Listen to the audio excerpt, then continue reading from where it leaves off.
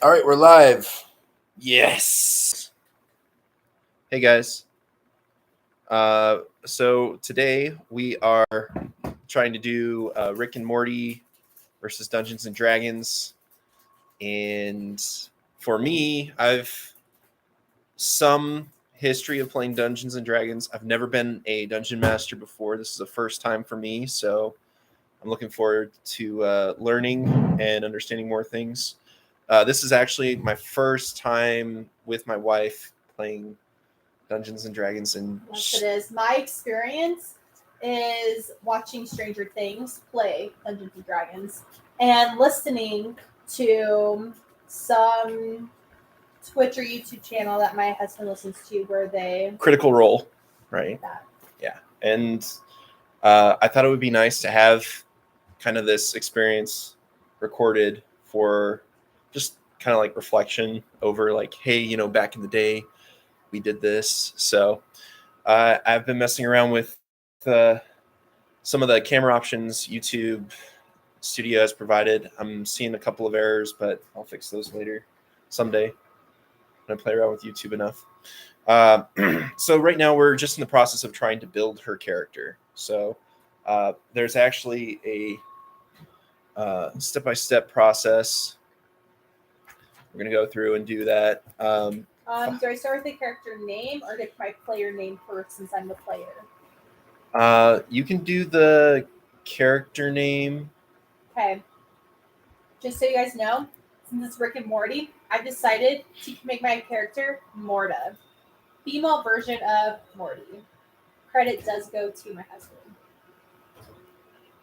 Just said kick out the A, kick out that Y, put in an A, and female, boom.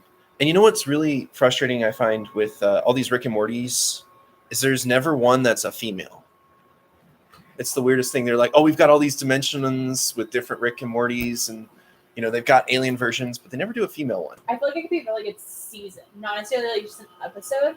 I think it'd be like a really good season of like just this female Rick and Morty coming in, like trying to invade the actual Morty and like just this long season battle.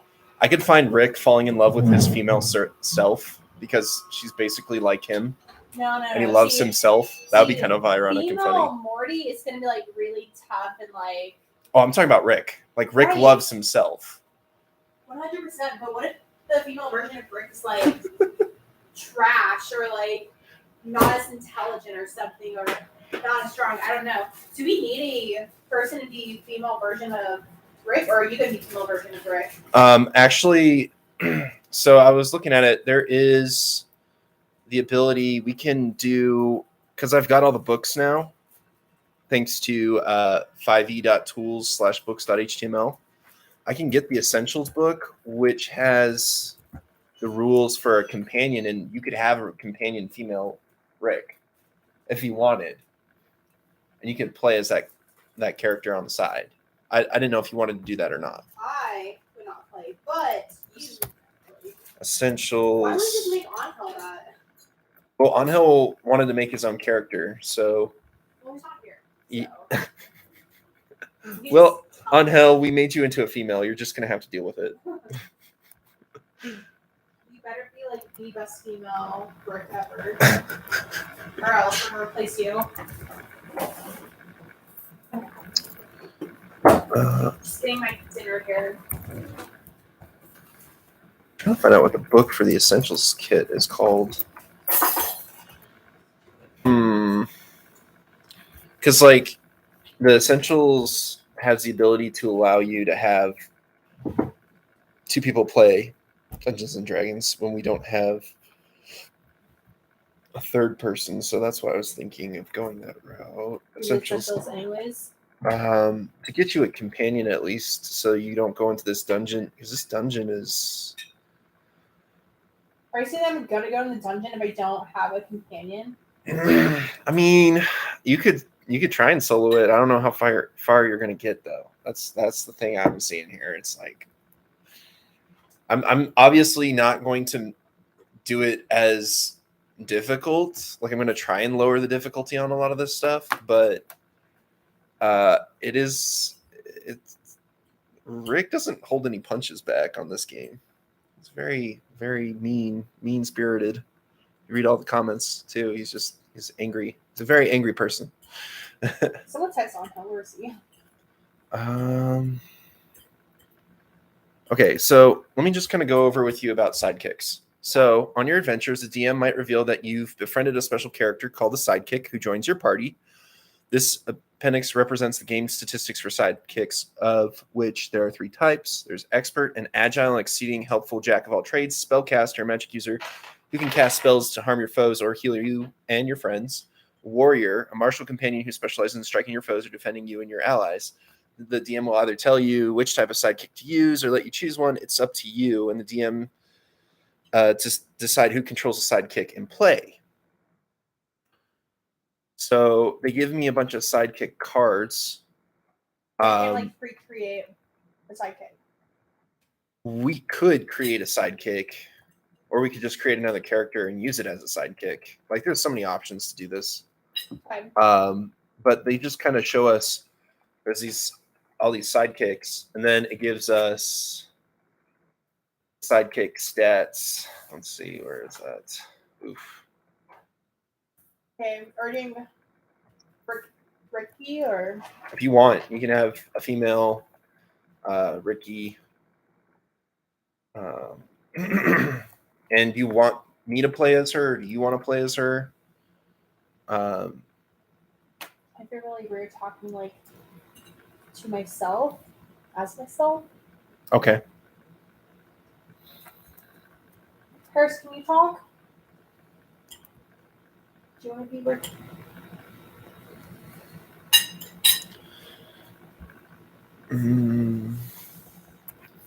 So they say your sidekick starts as a first level character. As you and your sidekick adventure together, your sidekick gains experience points and reaches new levels the same way a player character does. Okay. When a sidekick gains a level, look at the sidekick table below, consult the level row. We'll do Ricky, but first let's go ahead and create Morty. Yeah. Okay. So how do I create Morty? So you've got the name right. So the next thing that we look at is what do you want the class? You're going to start out level 1. Okay, it's human. Okay, that's under race.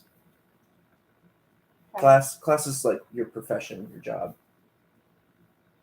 So if you want to put your race as human, just put that there. Okay. Now let me go over some of the classes for you. That would help. Okay, let's do that. So for the player, so you definitely wanted to stick with human. We're going the classes then here. And if I remember correctly, human has the ability. So there's an artificer. What is that? So firearms, magical tinkering, spell casting, infusing items, spell storing, kind of stuff. If that makes sense, like let me see, secrets of creating and operating gunpowder weapons. Let's see. I'm trying to think of. As an artificer, you use tools when you cast your spells. So you're kind of like using things, objects to cast spells. The next class is a barbarian, which is like Grog or Skip. Next. Okay. Bard is like Scanlan, play music, inspire people. No. Cleric is kind of like Pike in the Legend of Vox Machina. She heals the party, but she can also beat up like undead or with like divine. Not a necromancer, more like a divine healer. Okay. There's Druid, which is what Keyleth is. She uses nature to heal / more to use the elements to her will. Kind of like the airbender Aang kind of idea. The next one is a fighter. They use more armor than the barbarian would. Let's see. There is a monk. They do unarmored martial arts, and they use unarmed strikes, monk weapons, short swords, any simple melee weapons that don't have two-handed or heavy properties, and they're kind of fast striking sort of characters. Mm-hmm. Got paladins, which are kind of like knights, but they have also that divine smiting ability. So they can help fight divinely. They're kind of prideful and cocky people normally. Mm-hmm. Ranger, which is basically a kind of Aragorn, like from Lord of the Rings based character. They do have kind of like favored enemies, favored foe, so they do like more damage to them. They can do a plethora of like archery, two weapon fighting. They do get some spell casting in there later. I would say the one with the bear in Vox Machina. Her name's I always get this mixed up. I think it's Vex or Vax, one of the two. The sister sibling. She has the ability to use a bear as well, companion. I know what you're talking The about. next one is a rogue, stealthy, dexterity based character, likes to hide in the shadows and crit on people. A sorcerer is another class. They have kind of like innate spells, so you have like this indelible mark on you where you're infused with arcane magic, so you don't need like spell books or anything. You just inherently know the spells. You have warlock, which deals with in the abysmal. Usually, you have some type of demon lord or something that you worship, and they in return give you spells that you can use.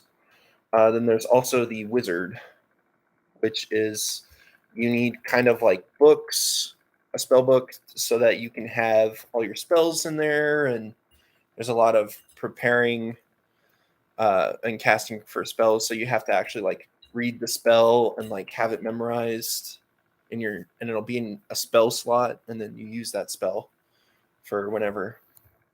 And those are the ones that I have available to me right now as far as classes are concerned. I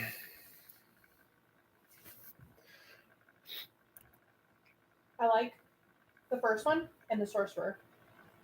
First one, the sorcerer. So you like artificer and sorcerer. Okay. You gotta pick one, I guess. The first one was like creating stuff, plus you can like do spells if you have the stuff. Mm-hmm. What stuff can I create? At first level, you learn how to invest a spark of magic into mundane objects.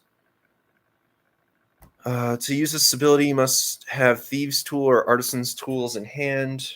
You then touch a tiny non-magical object as an action and give it one of the following magical properties of your choice. Object sheds bright light in a 5-foot radius and dim light for an additional 5 feet. Whenever tapped by a creature, the object emits a recorded message that can be heard up to 10 feet away. You utter the message when you bestow this property on the object. Object continuously emits your choice of an odor or a nonverbal sound, wind waves, chirping, or the like. Chosen phenomena is perceivable up to 10 feet away. A static visual effect appears on one of the object's surfaces. This effect can be a picture, up to 25 words of text, lines, and shapes, or a mixture of Can I these only make elements. stuff that I use like for magic? So you need some type of thieves' tools or some kind of artisan's tools in hand when you cast any spell with a spell casting feature, meaning that the spell has an M Can I component make when you Morty cast like it. a sorcerer and then make Ricky the first one? The artificer? Yeah. Okay. Okay, let's do that. Okay. Okay, class sorcerer. How do you spell that? So SORCERER.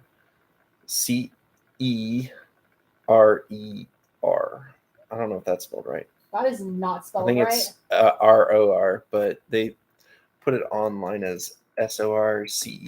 Should we really be trusting this website?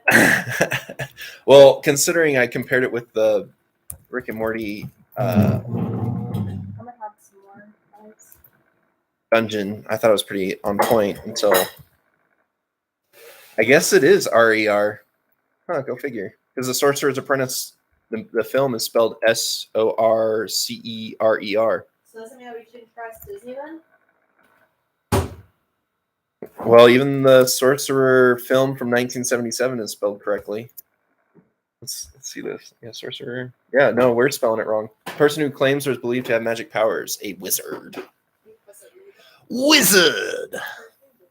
Well, it's not just Disney. It's some 1977 film by. I'm not even sure who. Scanlon. Yeah, I don't know. Adapted from Le Sœur de la Pure. Le Pure. I don't know. I'm not French. I don't know that stuff. But yeah, no. Legit. Okay, do I just start my person out at level 1? Yeah. Okay. Sorry, getting more rice here.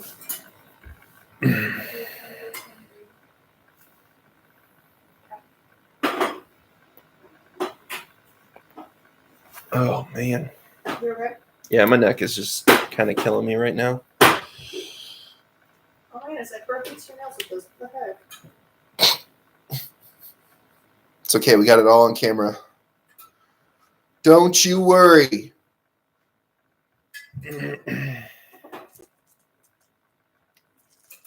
Let's see.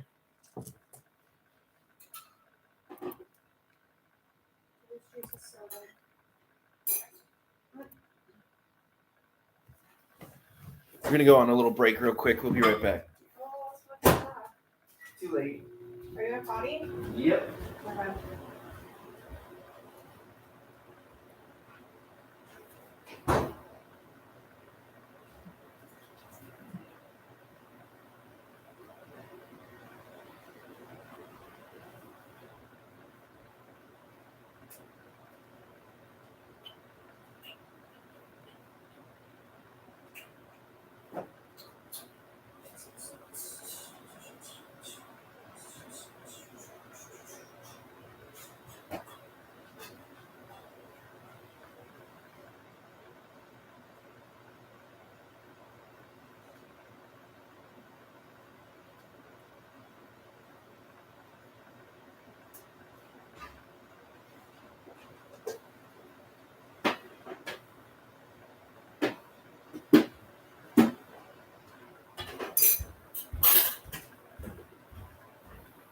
Are we good? Are you good? No. Yes. No. Yes. No. You don't know me. You don't know me. All right.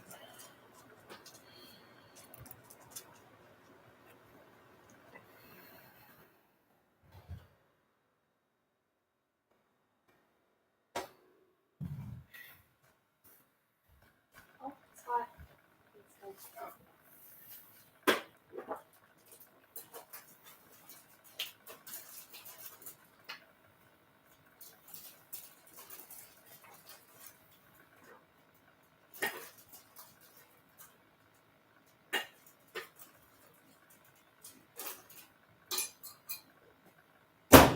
Okay.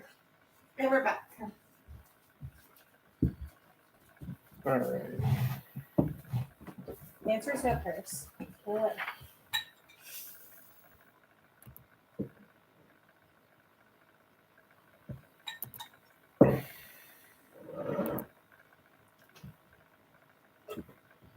right. Sorry about that, guys. Just trying to look up some things real quick, make sure we don't do this incorrectly. Trying to see if they have the character building in here. Does it tell you how to build a character? You don't know how to build a character? Well, I've built a It's character. English. I built a character before, but I just wanted to get a refresher, like step-by-step process on here. And that would be on my phone. Let's see.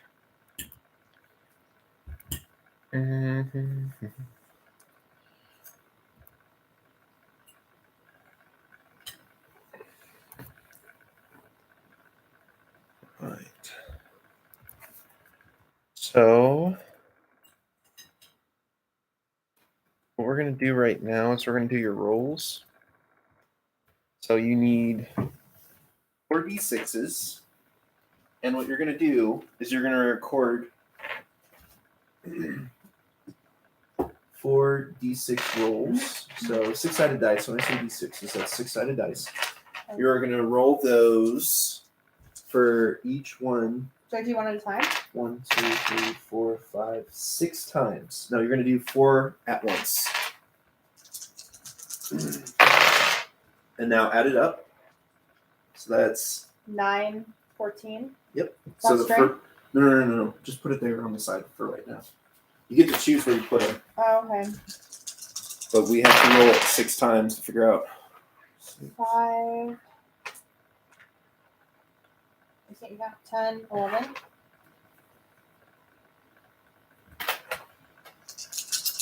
Sometimes 11, 12, 13.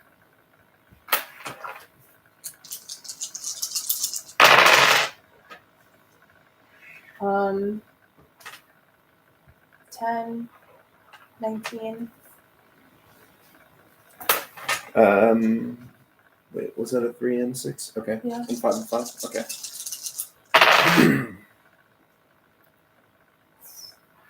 10 plus 12 and 2. 1, 2, 3, 4, 5. I need 6. 1, 2, 3, 4, 5, 6. Yeah, awesome. Dang, I'm doing pretty good. You freaking jinxed it. You're welcome. 10, 12. That's not bad. Hello, it's 11. Yeah. You could get a 6 like me. All right. So what you're going to do is you're going to allocate each of these scores, to a specific area. But think about this. So your character is a sorcerer, right? So sorcerers do really well with specific types. So let me make sure if I can find this right in here. Sorcerer. I want to say it's wisdom and intelligence, but I just want to make sure before I steer you down the wrong path. You guys are wondering? Here, baby. What's up? I'm going to take Paris. This is Paris, the baby girl. I give her food. Else I just drop carrots on the floor. That's good. Oh wait, back to me food. All done.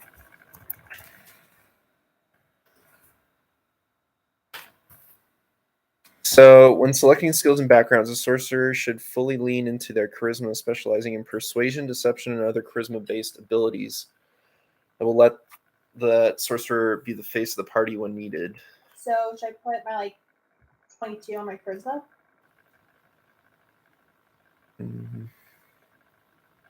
Yeah, from what I'm seeing, yeah. Okay. 22 starting charisma. It's next.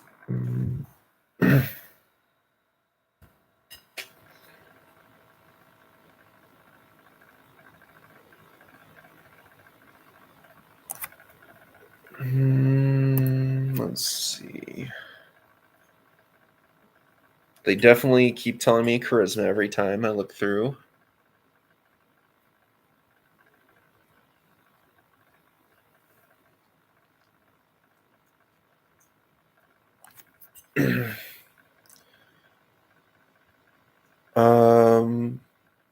So I guess your second stat could be a constitution. I'm seeing What's charisma. Constitution? Constitution's like health, like endurance, your ability to take hits. So let's do 19.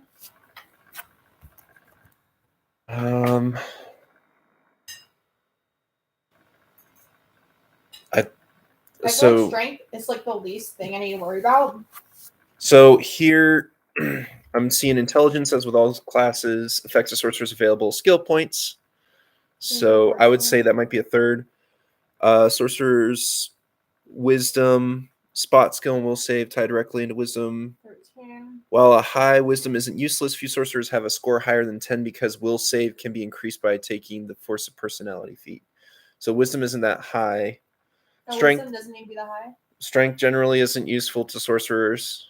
However, strength does affect how much loot a character can carry before encumbrance. What is dexterity? Dexterity. New players creating sorcerers typically do not place more than 10 into dexterity since they will need those points for other stats. Dexterity improves armor class, helps defend against physical and weapon attacks, boosts reflex saves, so you can like dodge. I'm gonna make that my 11. I'm gonna make 12 my strength. Okay. Good thing all of them are above 10. Okay. So as a human, you get. Let me go look at this real quick for the races. Make sure I got this right.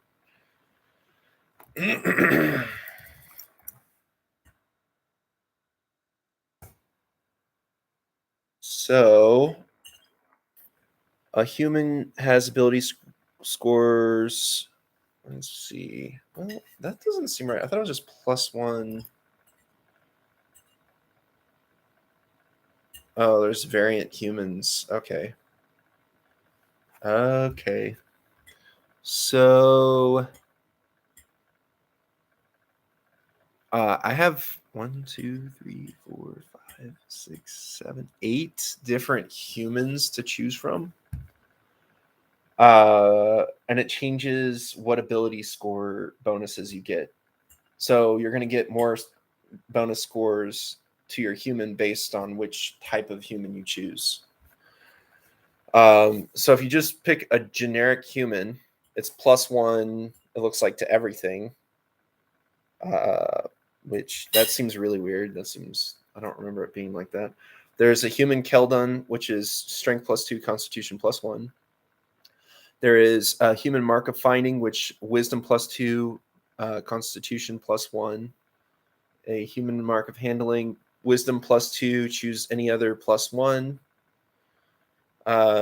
Human mark of making, intelligence +2, choose any other +1. Human mark of passage, dexterity +2. I feel like the easiest thing to do is just do +1 to all of them. To all of them? Okay. Should I go change all of them now? Well, there's also a human variant, which is choose any 2 unique, and then you get +1. 2 unique traits that aren't on here? No. You choose 2 of those instead of getting +1 to all of them. I just feel like having all those +1 is pretty broken. So here's the thing, I feel like I did really well on all of these, but does it really make like a difference? Yeah, it does. Okay, well then. If you want to go with the human with +1 on everything, so +1 strength, +1 dexterity, +1 constitution, +1 intelligence, +1 wisdom, +1 charisma, you can do that. It feels kind of broken. What does the +2 give me? Like, so what you're going to do is you're going to add +2 to whichever one it tells you. No, but like, what are these points for anyways? So this is your overall like base stats, which will affect other stats later. But if you want, you can just put +1 on each one. You know what? I'm just going to go with it. Just roll with it. This makes my life a lot easier. Okay. So as this human variant, humans reach adulthood in their late teens and live less than a century. Humans vary widely in build and height, from barely 5 feet to well over 6 feet tall. You can speak, read, and write Common and 1 extra language of your choice. Obviously Spanish, because it's like. Oh wait, can it be any like language, like even once made up?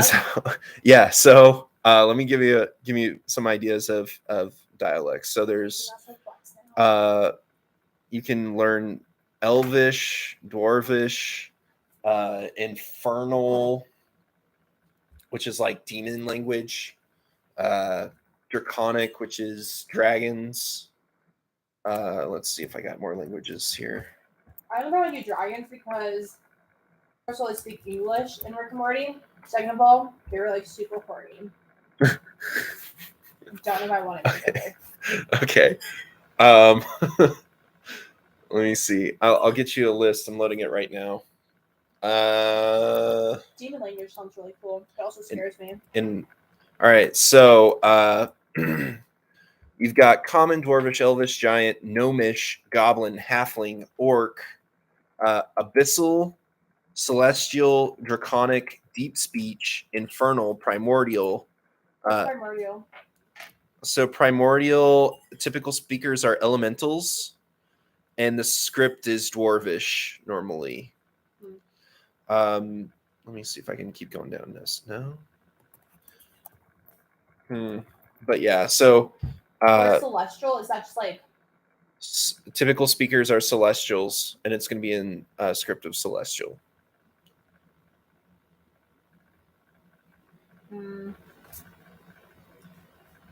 Should I do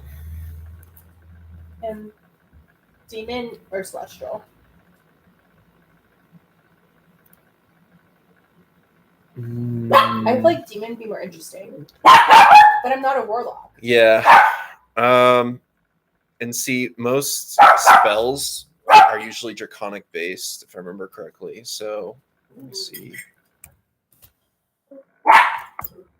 Maybe I'll do celestial so I can talk to the doctor.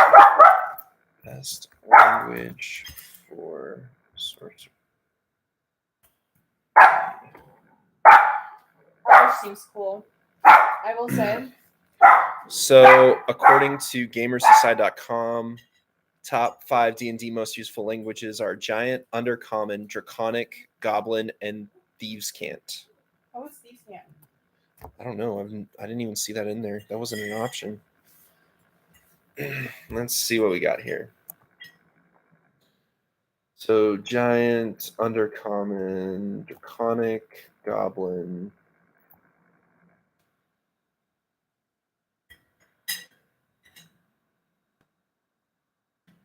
It isn't so they're saying it's not a real language. Well, it absolutely is a real language. Just because it's exclusive to rogues doesn't mean it's any less useful. So it's only for rogues.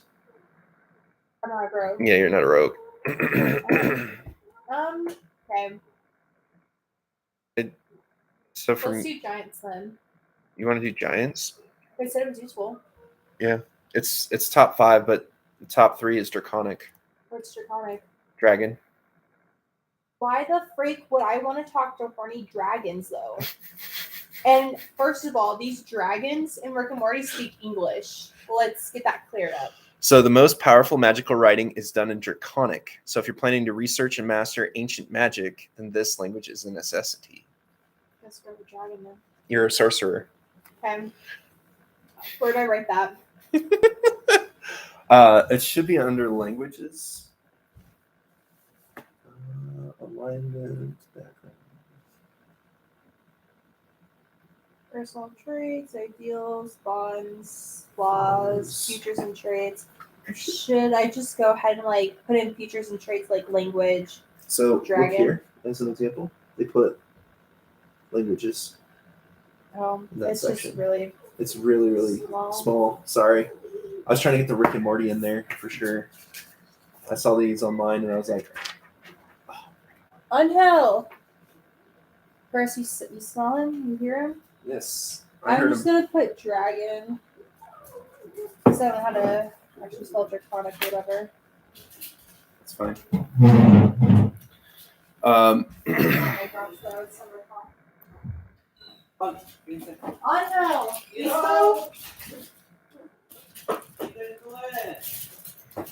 Rick and Morty. Remember? Oh, yeah. You want to make your character making mine right now?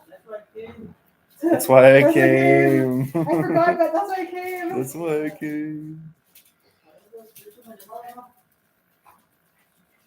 See. All right.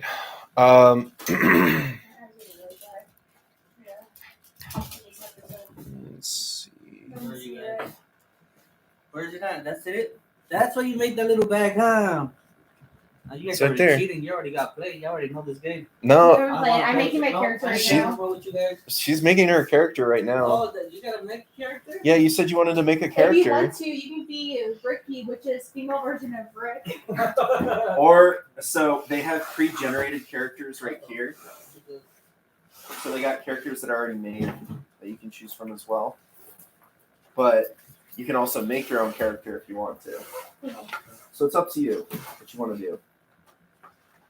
How do you make your character, bro? I can go through the process with you if you'd like.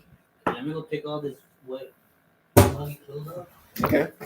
My eyes burn. My eyes are so dry. That's what happens when you get LASIK. But it's like really windy outside, so it's like even more dry than normal. Oh, my eyes burn. Oh. I'm gonna see if I can try and rotate this. Let's see, transform, flip horizontal. Oh no, that was the wrong thing. Oh, my eyes are burning. You go potty, baby? So potty. Let's see, flip horizontal. Let's see how that looks.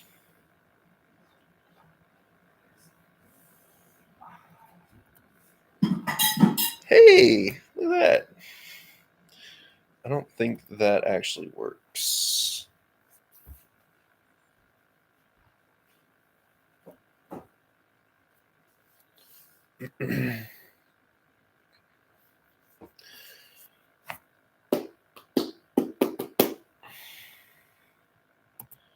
Yeah, so like number 1 was actually, what did they put?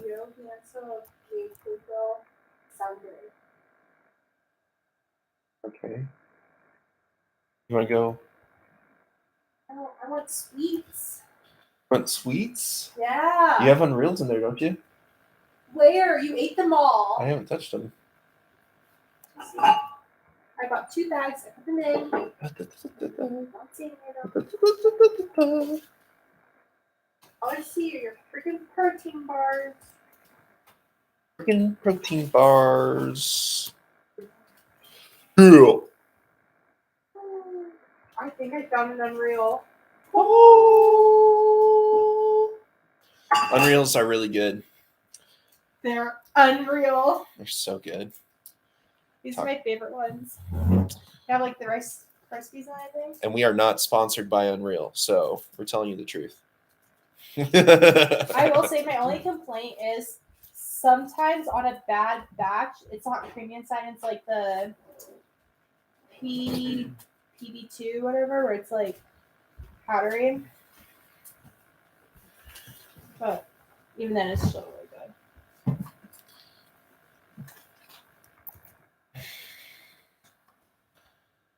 It's fun. Okay. Well, honestly, not. We'll keep going by. Okay. So let's see. So you've picked your languages. Let me go to the human app and make sure I got all the human stuff down. Human.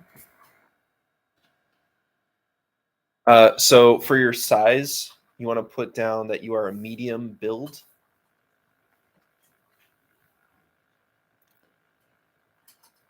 Is that in features and traits? Let me. I want to say it's up top somewhere, but I could be wrong. Let's see.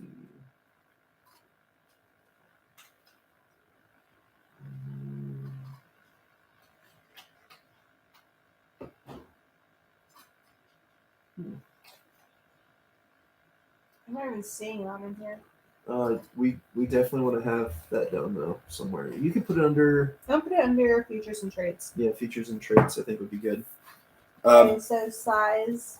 So you're a medium build. Your speed is 30 feet. So on the side over here, there's the speed right here. Yep. Which is 30 feet. Let's see.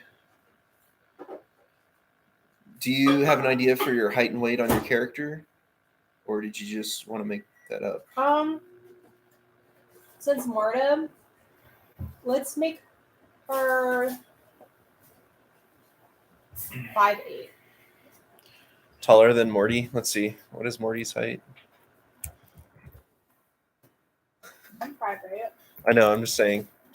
What is his? I don't know what his height is. 14-year-old. Like 5'6".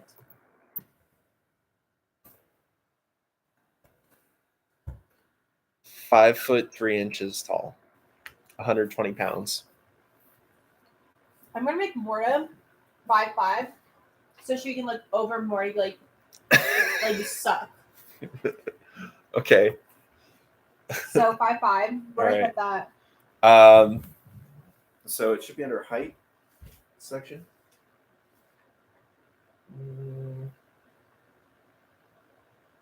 Let's see if there isn't one here. So Okay. just put that under features and traits. What? Yeah, I'm recording. Are you okay? Are you scared? No. So did you want to make your own character on Hell? Or? Yeah. Okay. Yes. And This is Ricky. you don't have to do Ricky. You can do a different That's what I'll name do. for the character. He's already chosen me. You can choose a different name. You can erase that and choose a different name. Yeah, I did in pencil. Ricky, I'll be Ricky. Okay.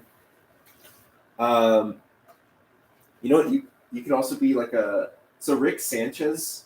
That's a Hispanic last name. So you could be like Sassy. Enrique. Ricky is my uncle.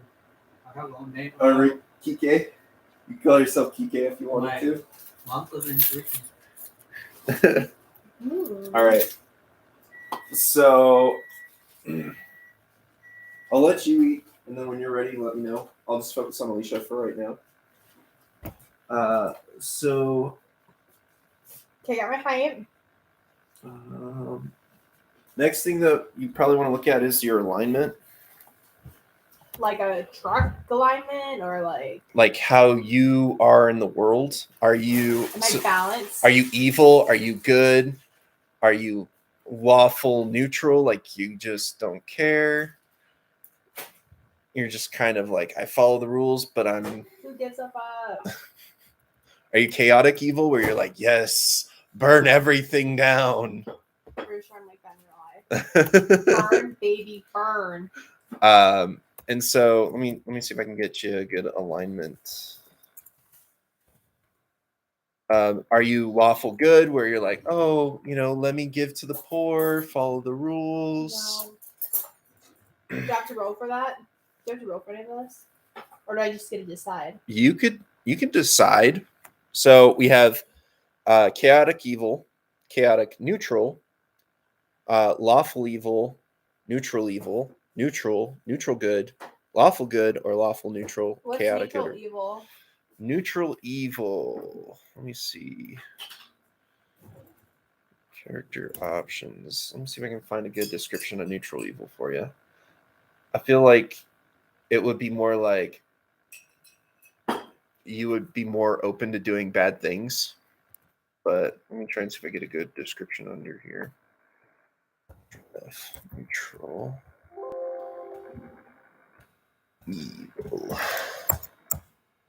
Description. All right, let me see if I can find something else here.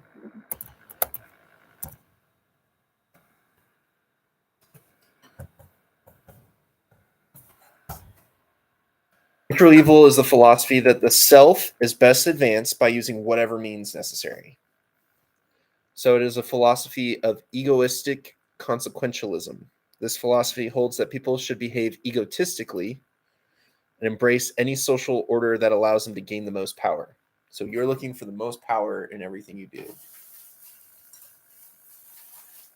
You're always looking for benefit of yourself. What about neutral? I It's, just want to compare it to.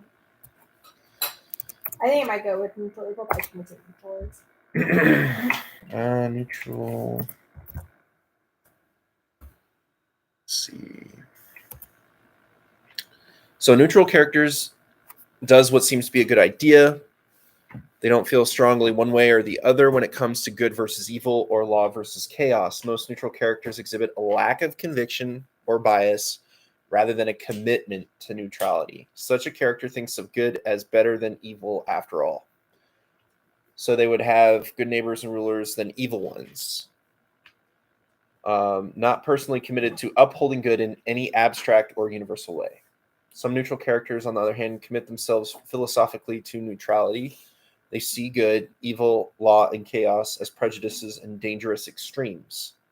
Advocate the middle way of neutrality as the best, most balanced road in the long run. That sounds so boring. Neutral is the best alignment you can be because it means you act naturally without prejudice or compulsion.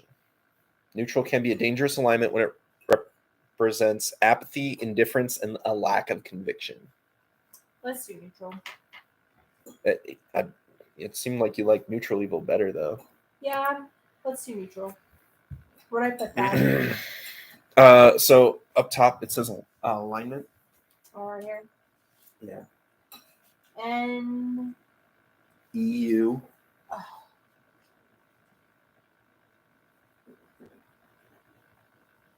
You could also put lawful neutral if you wanted to. what's lawful neutral? Is that like better? I don't care about keeping the law, Brandon. Okay.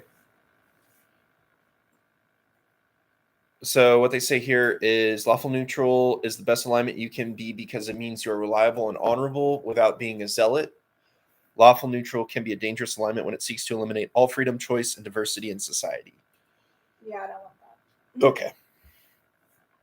So lawful neutral character acts as law, tradition, or personal code. Okay, next thing, Brandon. Okay. Next thing. All right. So what else do we got up here? Background, experience points, personality traits. So what's your background? Let's look at backgrounds. So if I remember correctly, you can be wealthy, you can be poor, you could be let me see if I can find backgrounds here.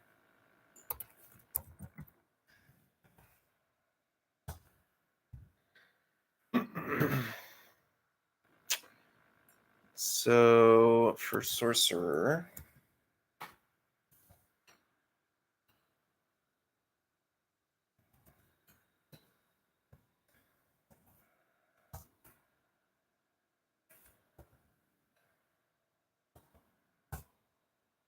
let's see.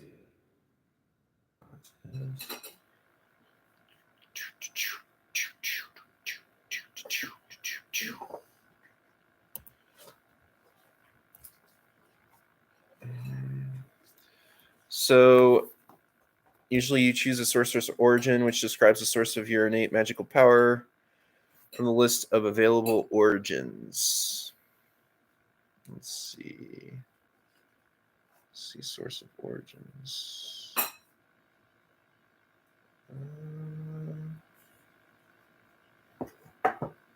What is this?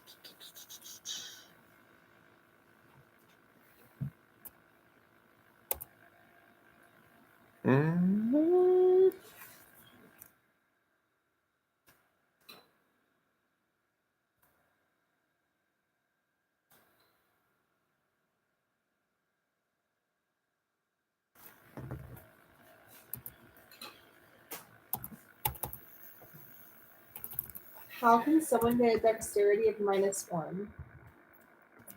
So it's all based on what their core stats are. It changes the modifiers. Should I put my numbers in little circles then?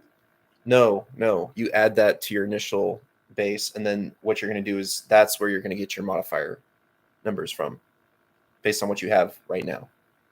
Well, like, look, so you have this, like, the numbers I'm guessing they rolled in there. Uh-huh. But then they have these, like, Oh, they put the modifiers in the okay. Yeah, if you want to do it that way, it's up to you. I've always done it the opposite way. When do I roll the modifiers? The modifiers are determined by what those numbers are right now. Does that make sense? Okay. All right, so to choose a sorcerer's origin, which describes the source of your innate magical power, your choice grants you features when you choose it at first level and again at 6th, 14th, and 18th level. So you've got Aberrant Mind, Clockwork Soul, Draconic Bloodline, Divine Soul, Shadow Magic, Storm Sorcery, Wild Magic, Pyromancy, Rune. Pyromancy on fire. I'm gonna go with that's probably what it is. Let me see. Your innate magic manifests in fire. You are your fire, and your fire is you. Although the sorcerer's origin was created for Magic Gathering, it is not tied to a specific setting or story, meaning its flavor is open to any setting and story, regardless. Ask your DM before using it.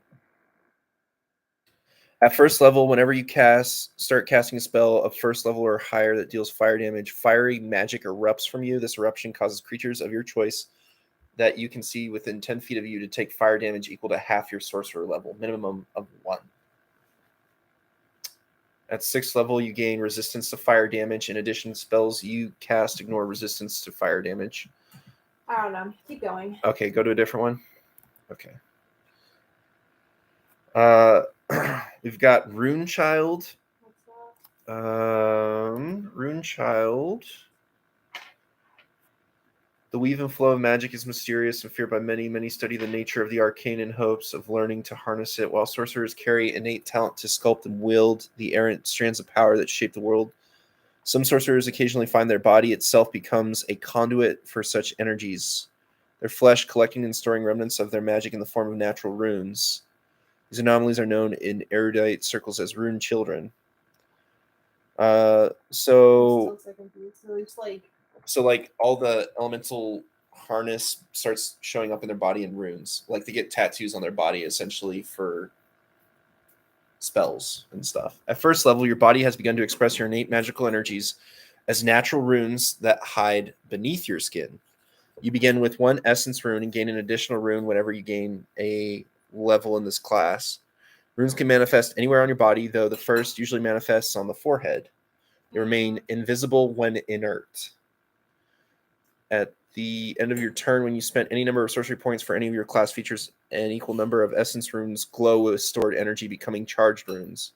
If you expend a charged rune to use one of your rune child features, it returns to being an inert essence rune.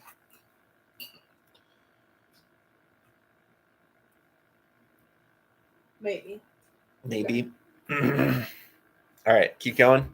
We have Mage of Prismari, Mage of Quandrix. We've got they got the Aberrant Mind, Clockwork Soul. What's Aberrant Mind? Aberrant Mind. Let me see what we got going on here. An alien influence has wrapped its tendrils around you, warping you in both body and mind. No. So there's a Clockwork Soul again, favored. Clockwork Soul. You want to know what that one is? Yeah. It sounds like over time or something. A plane of utmost order. Mechanus is a realm overseen by a godlike entity called Primus, whose actions are inscrutable and calculations vast. You or someone from your lineage might have become entangled in one of the machinations of the leader of the Modrons. Perhaps you were exposed to an artifact created by Primus, or your ancestor took part in the Great Modron March in some way. Nerd. It sounds like very orderly and like mechanical.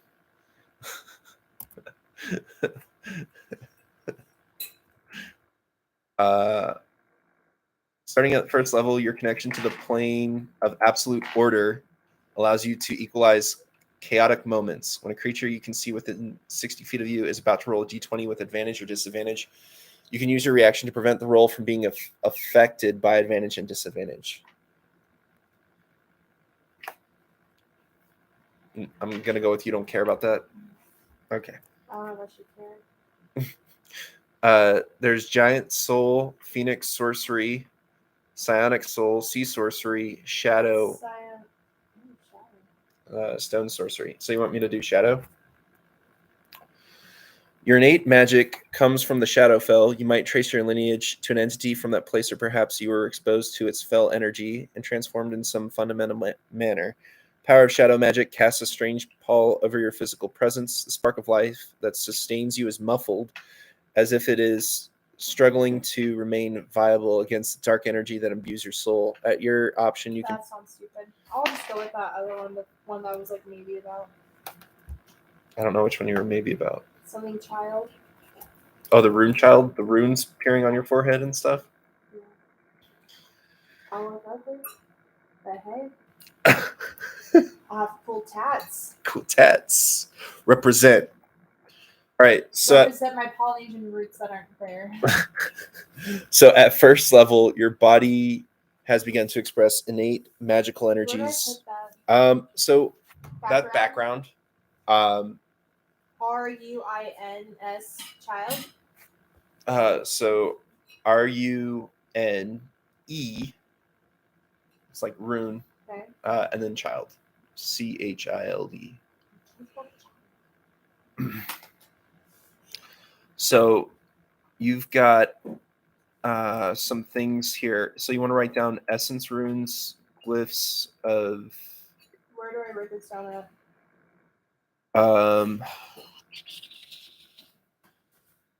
It's under your features and traits. Hey. Nice me.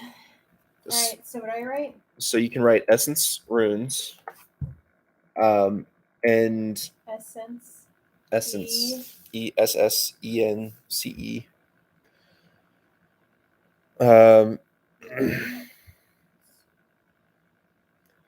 And you're going to begin with one essence rune, and you get an additional rune whenever you gain a level in this class. Okay. Runes manifest anywhere on your body, though the first usually manifests on the forehead. They remain invisible when inert. So when you're not using it, it's invisible. At the end of your turn, when you spent any number of sorcery points for any of your class features, an equal number of essence runes glow with stored energy, becoming charged runes. If you expend a charged rune to use one of your rune child features, it returns to being an inert essence rune. As a bonus action, you may spend any number of sorcery points to convert an equal number of essence runes into charged runes. If you have no sorcery points and no charged runes, you can convert a single essence rune into a charged rune as an action.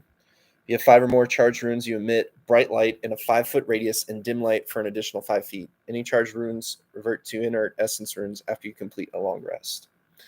And then the other thing is glyphs of the ages.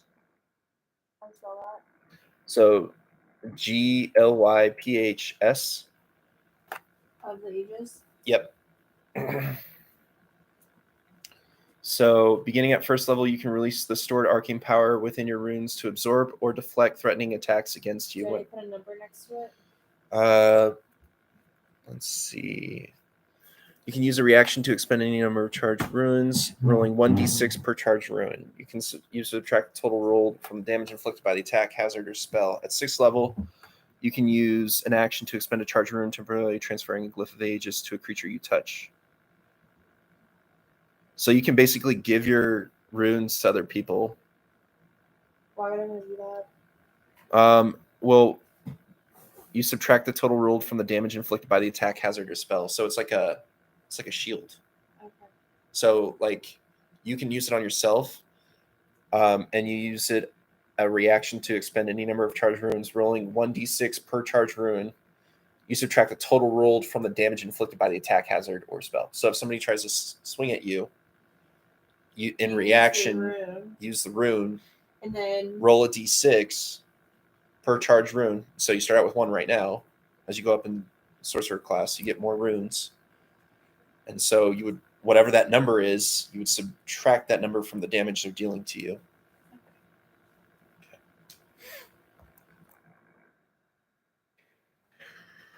All right, so we got your background.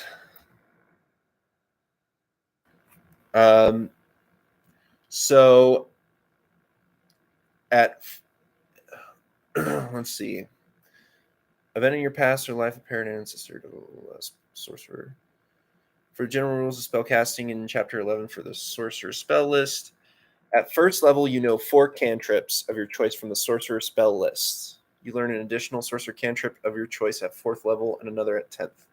So would The Essence Burns and Glyphs of the Aegis count as attacks and spell casting. I know. I want to say that's more of your background. Okay. I could be wrong though. Attacks and spell casting would be like you're gonna get spells right now. We're gonna go through that. So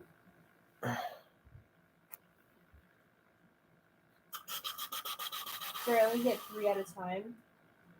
so for level 1, you get I think it was 4, it said 4 cantrips. Okay. Oh my gosh. Let's do it by level. So for woohoo. All right. So for spells, for cantrips, you've got a lot of options, but honestly, to save time, I think we should go with the spells and cantrips that are in the Rick and Morty because there's 50 to choose from just from this one. And so I think they would. All right, so I see cantrips right there. yeah, but that's not the actual spells. So they have 50 plus spells here, right? To choose from. Well, it says second level. Looking, shouldn't I be first level? Trying to see if I can find. Hang on, give me a sec here. Sorry. Cantrips.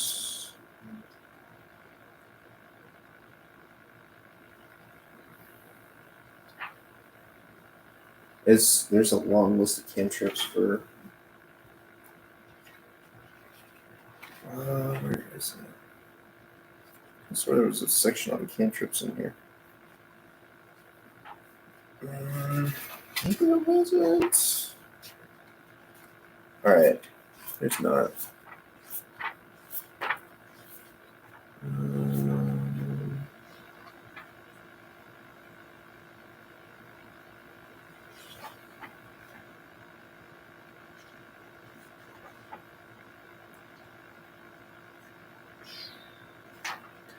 All right, so what I'm going to do is I'm just going to let you look at all these spells over here on this computer because there are a lot to go through.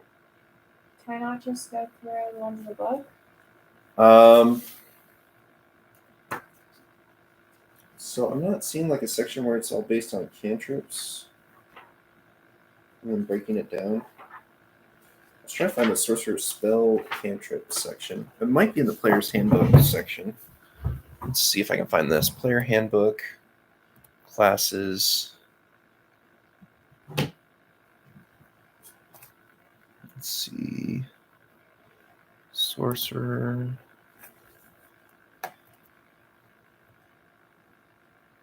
All right. So for your 4 cantrips, no. Let's see if I can find them in here.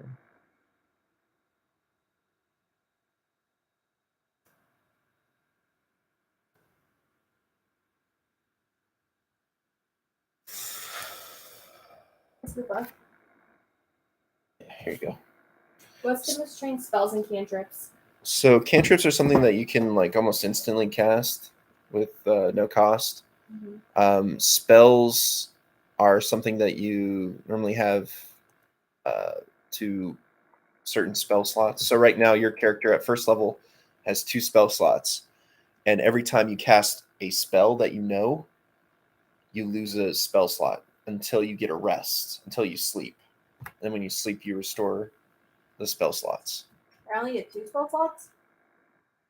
Yep. So I can only use my spells like 2 times in a day? You regain all expended spell slots when you finish a long rest. So that's an 8-hour rest.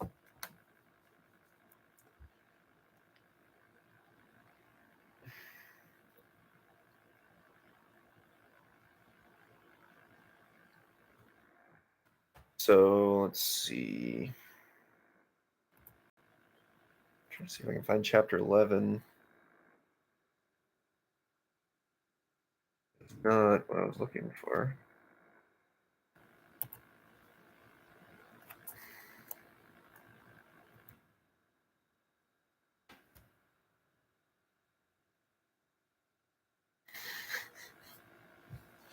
Oh my gosh, this list is so crazy. So if you come over here, you can see each of them, the cantrips that you have available for you as a sorcerer, which is a freaking lot. I thought you said I have like I have 4 You can do 4 cantrip, pick 4, cantrips, and then do 2 your spells. Okay. Does that make sense? Yes. Touch me with your coldness. Get out of here with that coldness. So a cantrip is something that doesn't require spell slots. You can cast it at any moment. So cantrip is a spell that can be cast at will without using a spell slot and without being prepared in advance. So, do I have to do the one that says level cantrip? Yeah. So all the ones that say cantrip there, you can choose 4.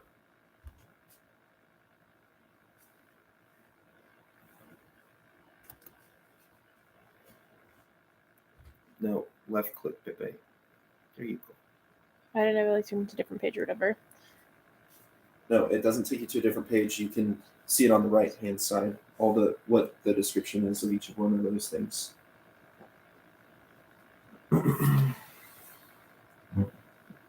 Let's see. Angel, while she's trying to look that up, do you want us to start working on your character? Oh, you got to work tomorrow? Okay. Sunday, we can play Sunday, so I'm work Sunday. Yeah, no, that's fine.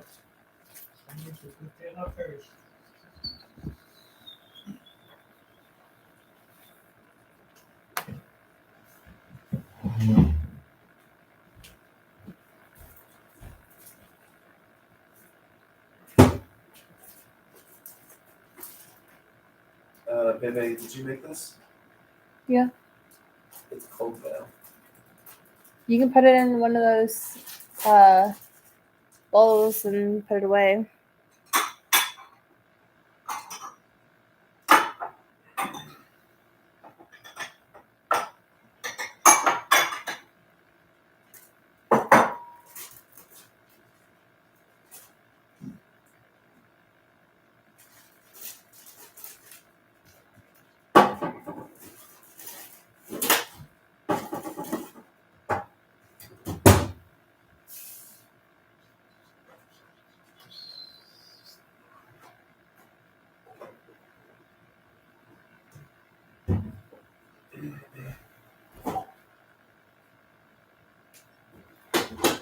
This is why I wanted to make the characters on Thursday. I was busy. I know. It's all right. We'll get through this. He's so butthurt. He's like, I just want to play, and I can't because we are making Alicia's character. I was like, could I just use a pre-generated character? No. But no. Okay, I know I want one of them to be Thunderclap. Okay. So I'm gonna write down. Whoa. Write it down on that paper. I don't like your handwriting. Put it down on the other paper. Thank you. Okay, thunderclap.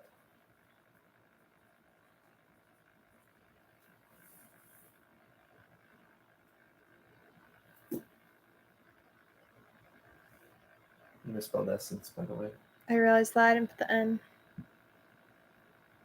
Can I spell it for you?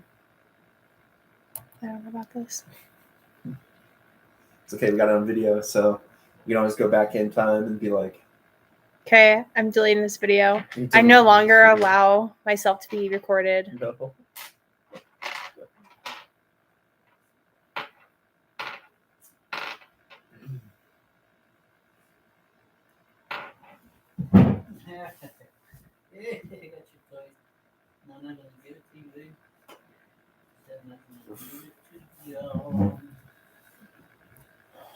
Yeah. Oh, you got it. Cheating.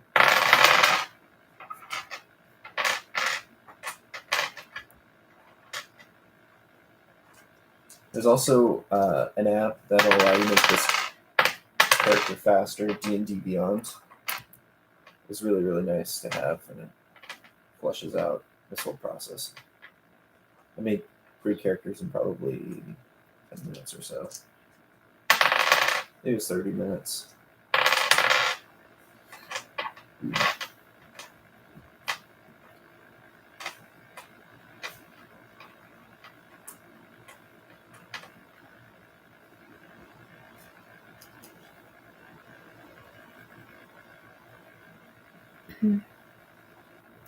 I like the mage hand. Okay.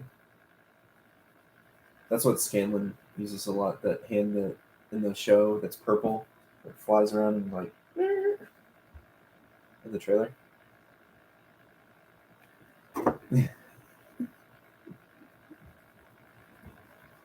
Scanlan's hand.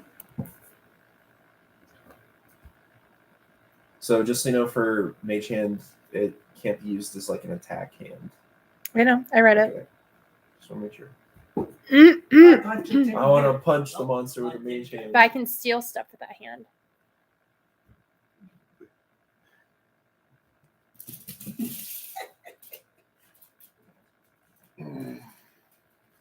I got your teddy bear. My teddy bear. Gonna have to work on that tomorrow when I get back to work. Let's do minor This illusion. thing takes forever to build one character. It does. Yeah, well, especially like a sorcerer, like spellcaster, usually takes a little bit longer. Like And Alicia over here is asking thing by thing. so I these know. are literally pre-generated, and I was like, babe, you could play one of these, and she's like, no, I don't want to. And so She wanted she wants to build her character. I So. did. And that was the same question I asked you: was do you want to use these pre-generated characters, or if you wanted to make your own character? I didn't know it was going to take forever. I didn't know it was going to take forever. The good thing you started with her. A girl takes always forever. It has to be perfect. Perfect. Okay. Okay. All right. See you guys. Buenas noches. Come on. Buenas noches. So let's see what ability. How many do I have right now? You have 2. You have Thunderclap and Mage Hand. I want minor illusion as well. Minor Illusion. Yes.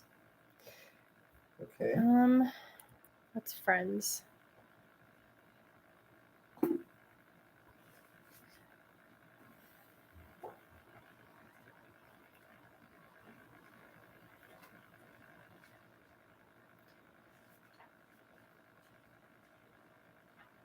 What does EVOC mean? When it says like school, It's probably Evocation. which is So for it's a school of I'm trying to remember off the top of my head here. It's one of the schools of magic. I'm trying to see if I can find it here. Evocation spells tap mystical sources of energy to create a variety of effects, including blast of fire and channeling positive energy to heal wounds. I read through this. Woo-hoo.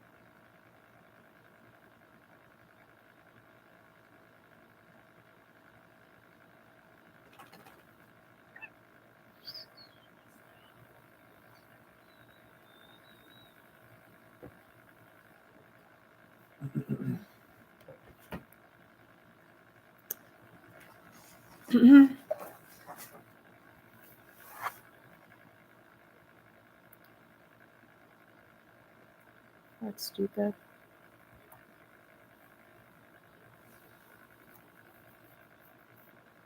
That's dumb.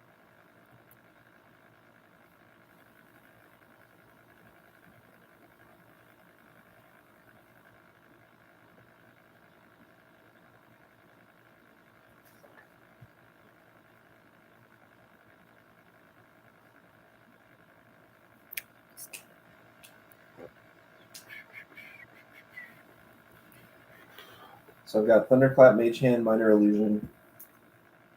So I need a fourth cantrip.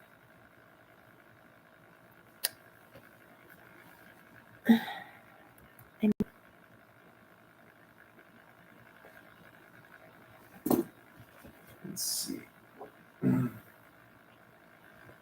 There's actually a section where he talks about cantrips. Rick does.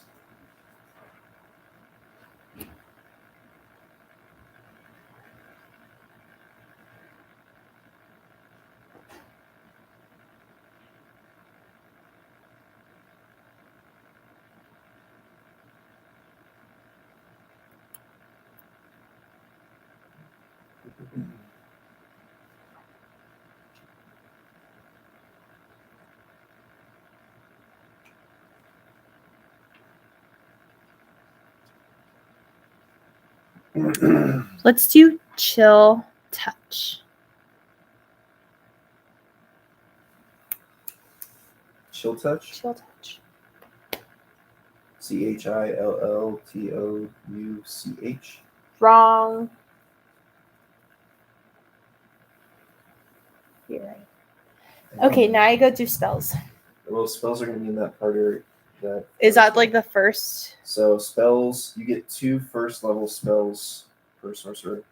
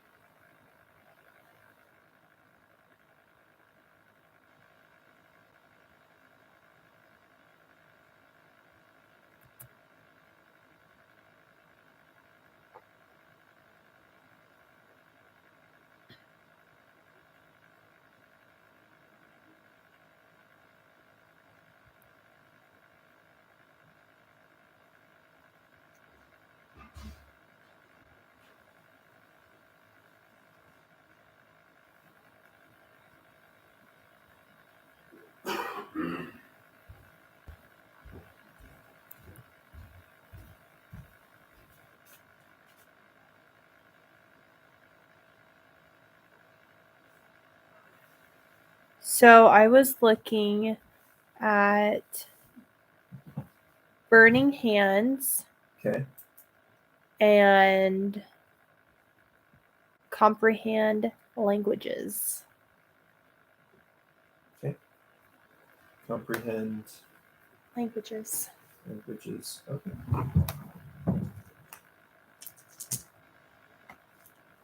All right. You don't have 6 dice in here. You only have 1 6 die. Yeah, the one's D6. Yeah. You need 4. Thanks, baby. It's totally like that.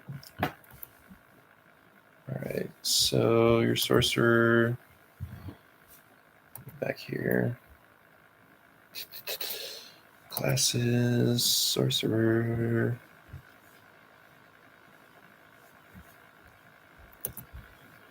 All right. So you've got your spells, you've got your cantrips. You want to write those down in your spells area.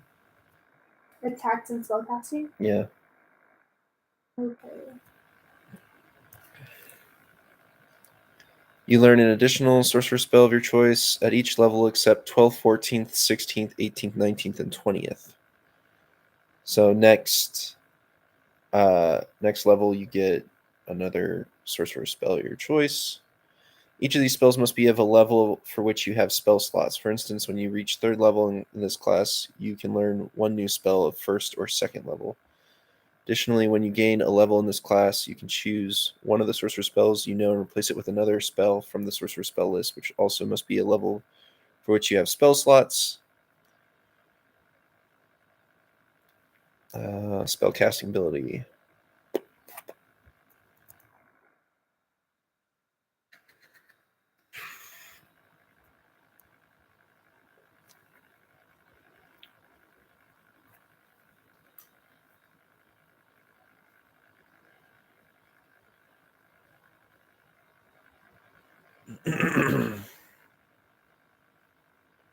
Okay. Got it.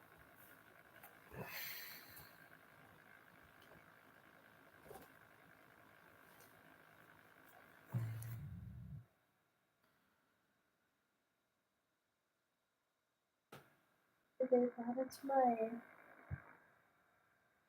eye drops.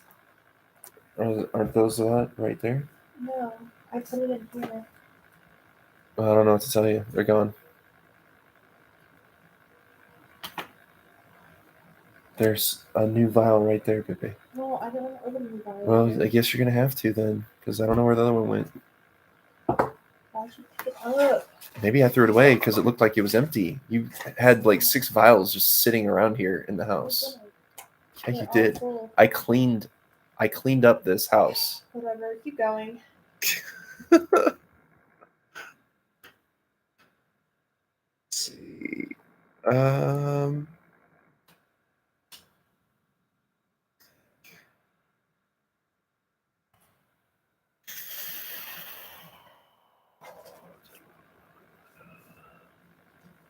trying to see what else. Do you want to?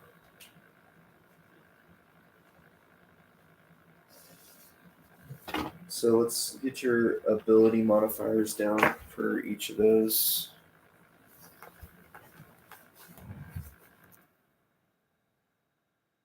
Let's see.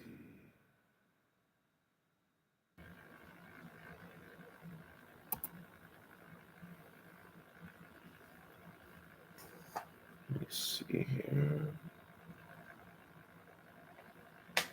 All right. So your strength is what again? My strength is 13. 13.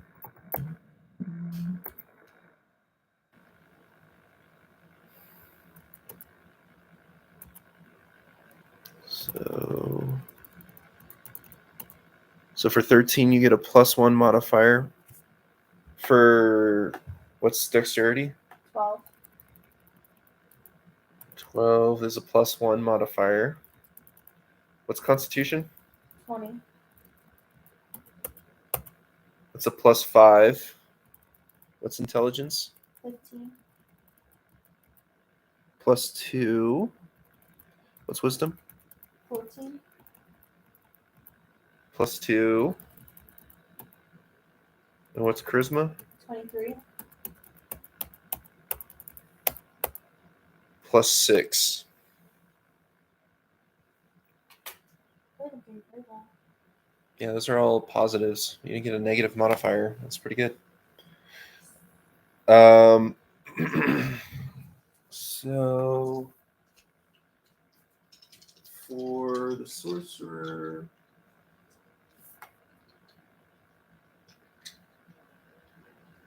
let's see.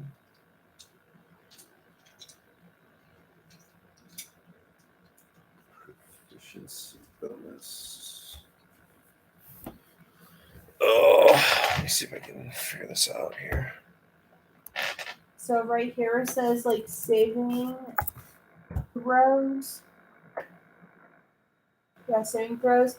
Should I go ahead and I'll just do it for you.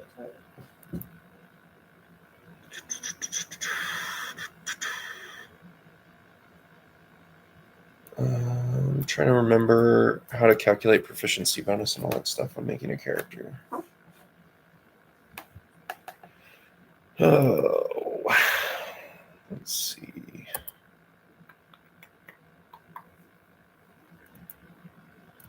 It's been an hour and 25 minutes creating just one character. Oh.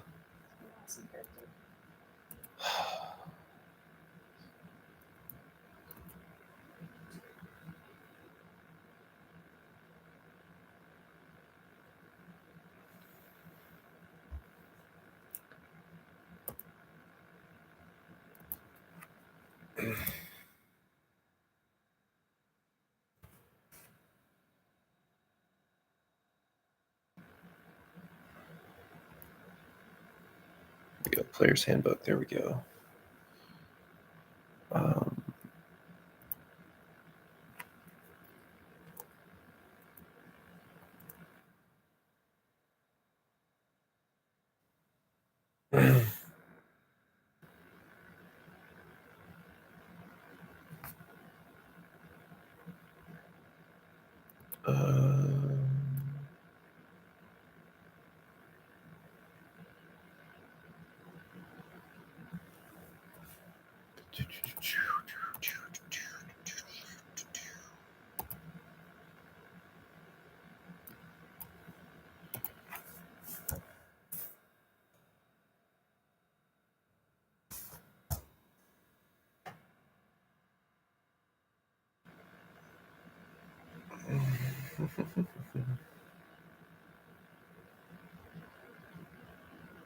So your proficiency bonus at level 1 is +2. Okay. Oh wait, that's for artificer. Hang on. It's +2 still. You're good.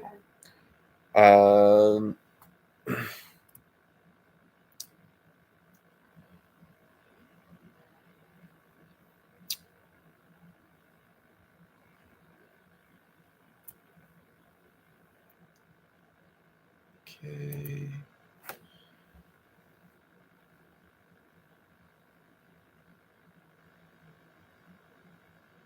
Okay.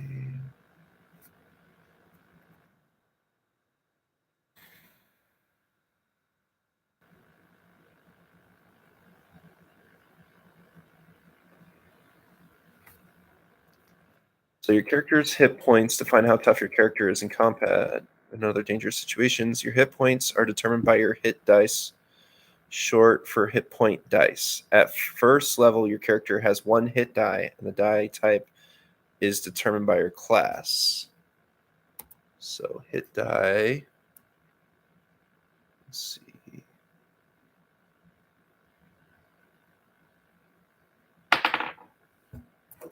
Control F. Hit die.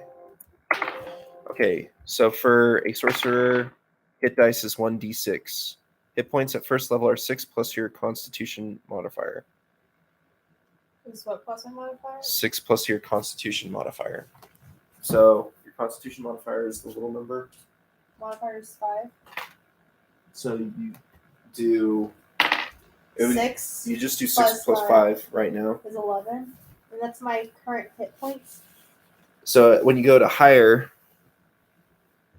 hit points at higher levels is 1d6 or 4 plus your Constitution modifier per sorcerer level after first. So right now it's just hit points at first level 6 plus your Constitution modifier. So 6 plus 5. 11. Yes. So just put that as the current hit points. Correct. Okay.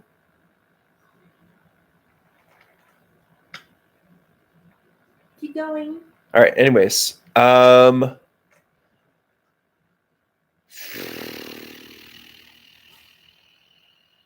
to think, what else do I need to do here?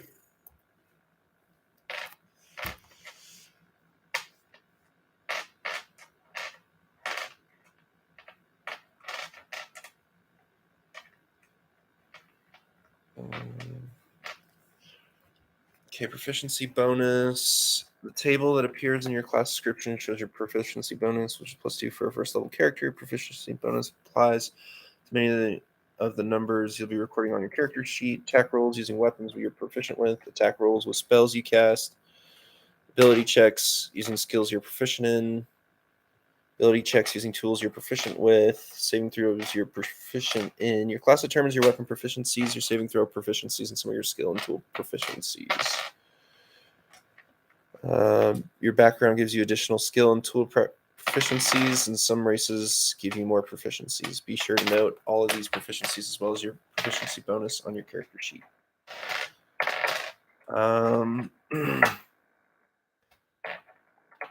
Much of what your character does in the game depends on his or her 6 abilities: strength, dexterity, constitution, intelligence, wisdom, and charisma. Each ability has a score, which is a number you record on your character sheet. The 6 abilities and their use in the game are described in Chapter 7. You generate your character's 6 abilities scores randomly. We did that.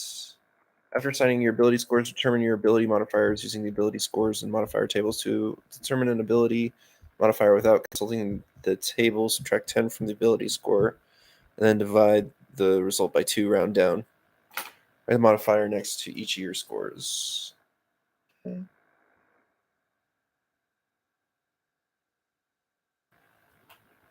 So, let's see. So, confidence, eloquence, and leadership. Let's see. Where do you see that at? I don't know if that's on. Somewhere.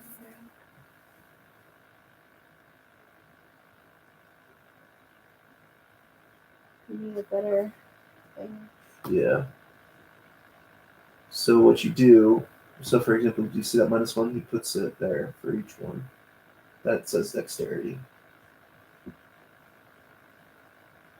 So Okay, so just like follow copy, that. Okay. basically copy all this into here, Okay. and then copy that. What about this? So that's the same thing. So his strength, right, modifier is. Oh, it's +3 to +5. It's not the same. Dexterity is +1. Proficiency Constitution bonus. is +4. You get +5 on the strength. Intelligence is 0. Something's fine. Why is it like more on these two? I'm not too sure on that one. Let me see. So those are saving throws, right? Yeah. Let's see if I can find saving throws in here. Control F. Saving throws.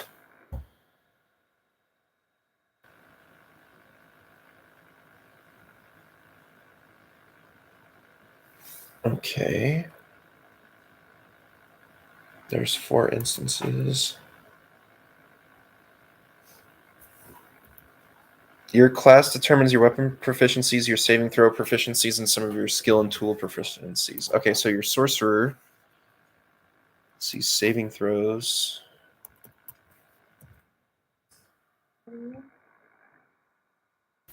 use your charisma whenever a spell refers to your spellcasting ability. In addition, you use your charisma modifier when setting the saving throw DC for a sorcerer spell you cast.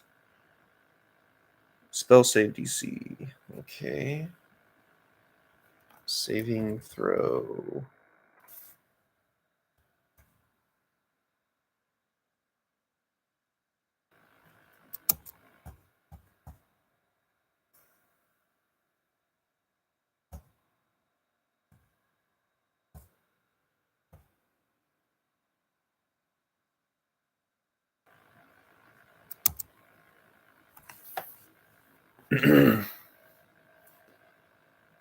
Okay, so proficiencies, saving throws, constitution, charisma.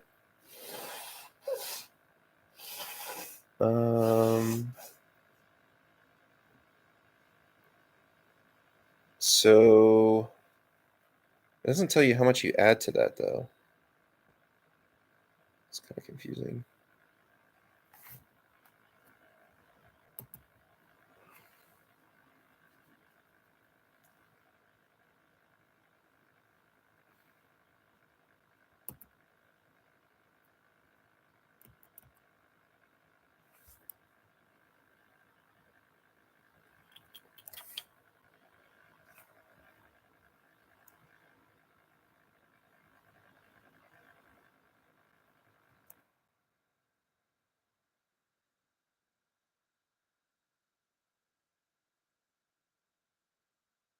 Let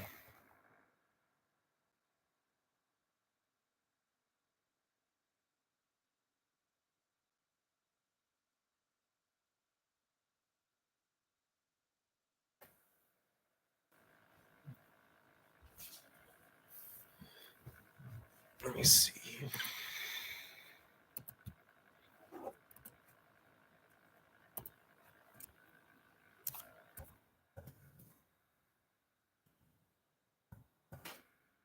I remember, so good.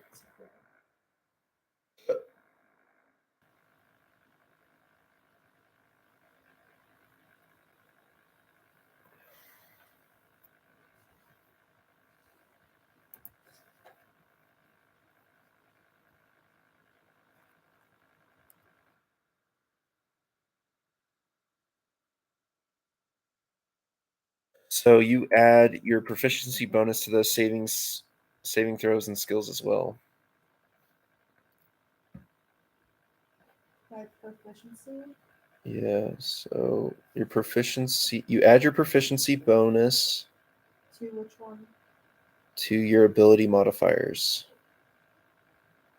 And they have a proficiency bonus in charisma and constitution for a sorcerer. So it'll be +7 and +8.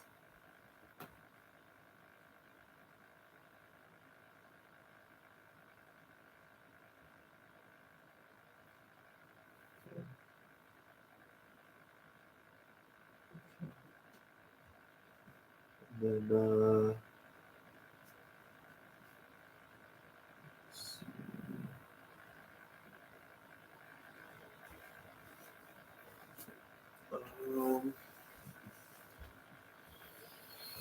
Okay, we got that.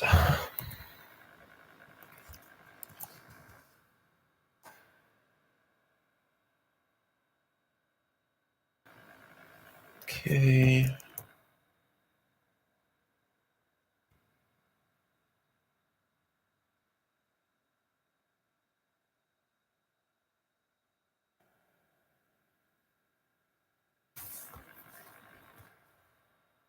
So once you know the basic game aspects of your character, it's time to flesh him or her out as a person. Your character needs a name. Spend a few minutes thinking about the name. We got the name. What are experience Character. points? So every time you kill something, you get experience points for it. Okay. You haven't killed anything out yet, so you don't have any experience points. Anyways, so your character's abilities.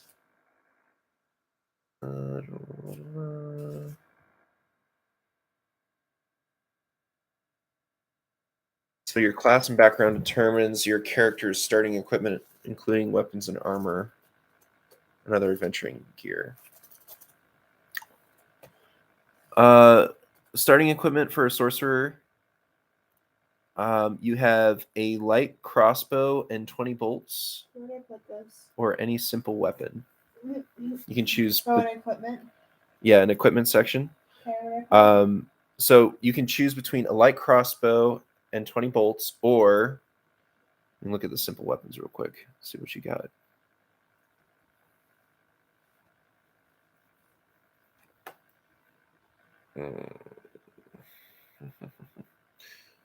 Club, dagger, dart, great club, hand axe, javelin, light crossbow, light hammer, mace, quarterstaff, short bow, sickle, sling, spear, staff, wooden staff.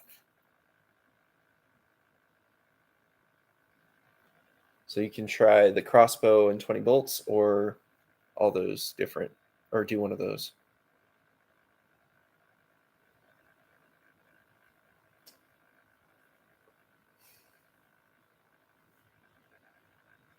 So um.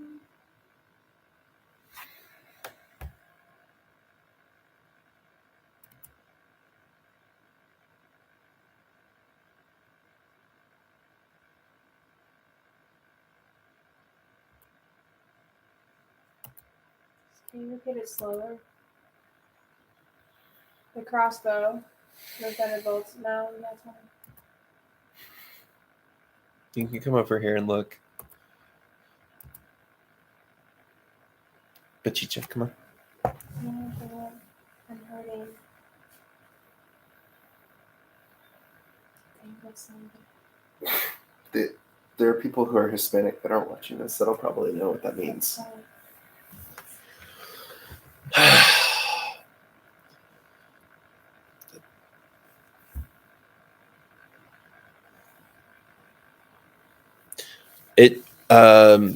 It does say in sorcerers that you need a spellcasting focus, so it might be good to have like a staff.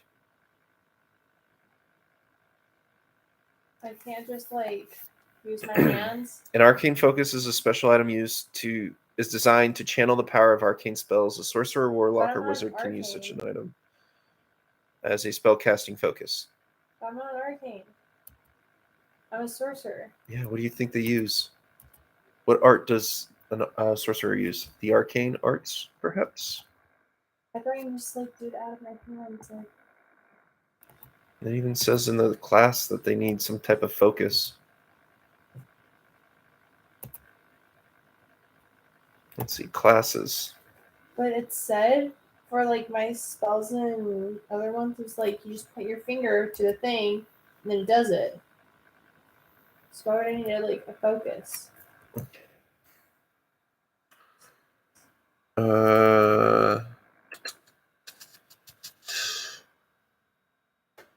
So for the sorcerer, control, game. An event in your past or in the life of a parent or ancestor left an indelible mark on you, infusing you with arcane magic. Okay. So then the arcane focus.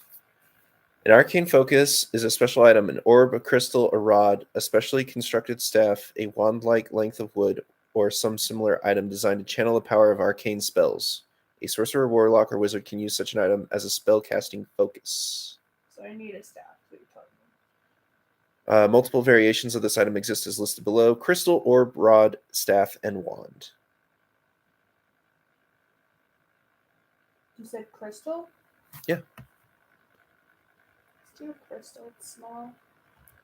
Let me see. Crystal. Oh no. Where's the crystals? Click on the crystal. Okay. So, an arcane focus is a special item designed to channel the power of arcane spells. A sorcerer, warlock, or wizard can use such an item as a spellcasting focus. All right. So, you can put down one of your items as a crystal. Okay.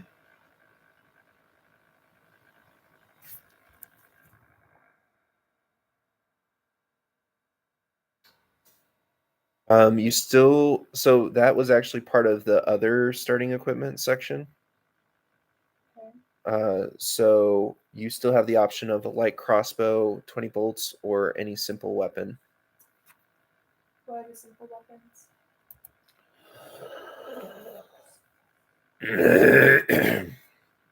Club, dagger, dart, great club, hand axe, javelin, light crossbow, light hammer, mace, quarterstaff, short bow, sickle, sling, spear, staff, wooden staff.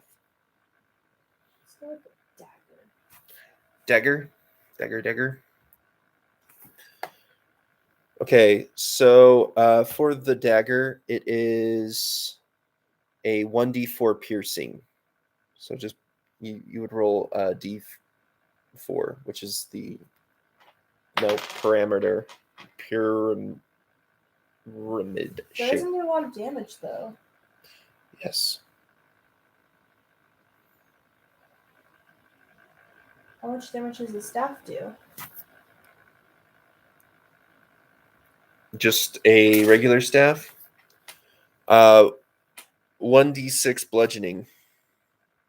So you get to roll a 6-sided dice. That's just for a regular staff. A wooden staff would be 1d6 bludgeoning. But they're both the same. Yes. What about the like bows, the arrows? So short bow, 1d6 piercing, but you need ammunition.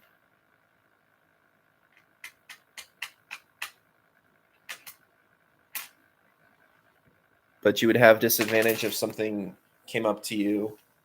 Here's my thing. If I roll this,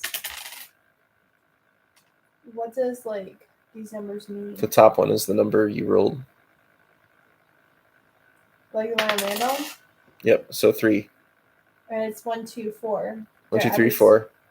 Do I add those up together? No. What does 1, 2, 4 mean? This is just the way the dice is constructed. So whenever you roll this dice,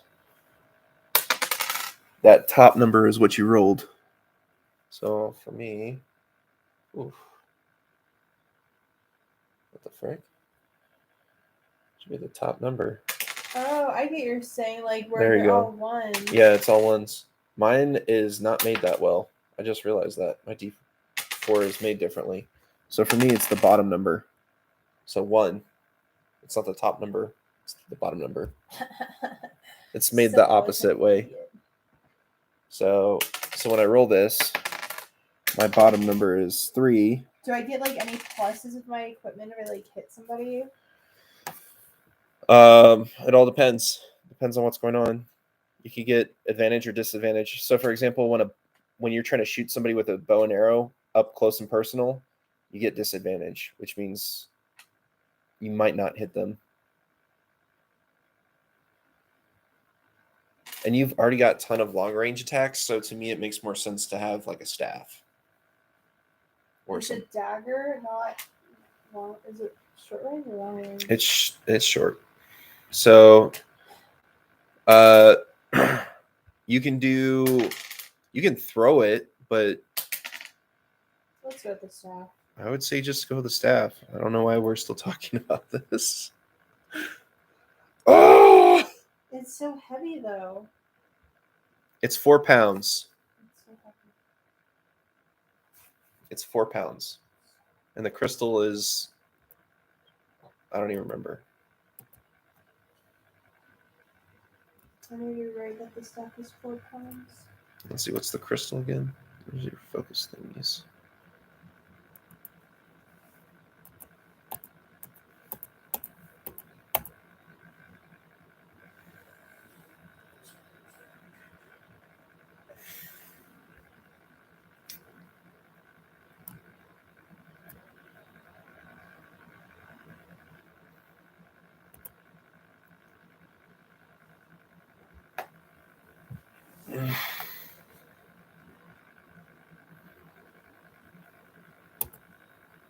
By the way, the crystal's 1 pound. So heavy. All right.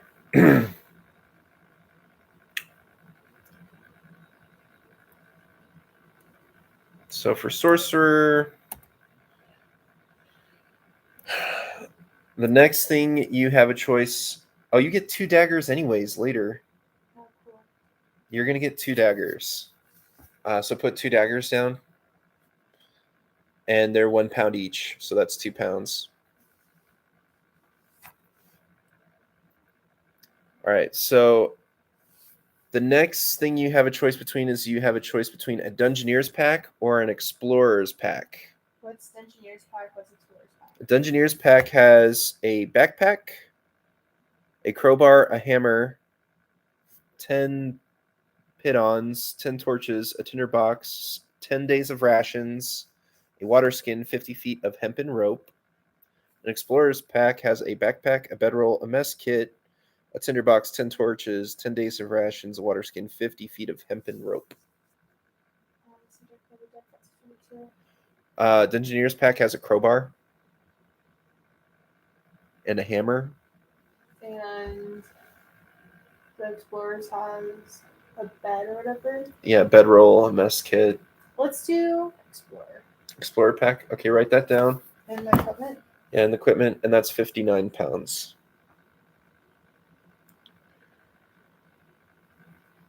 I thought there's only so much weight I can carry. Yeah.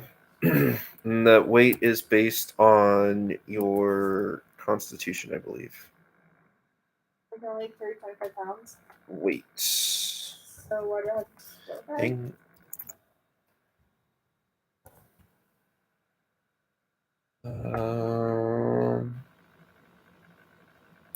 Let me see if I can figure this out real quick.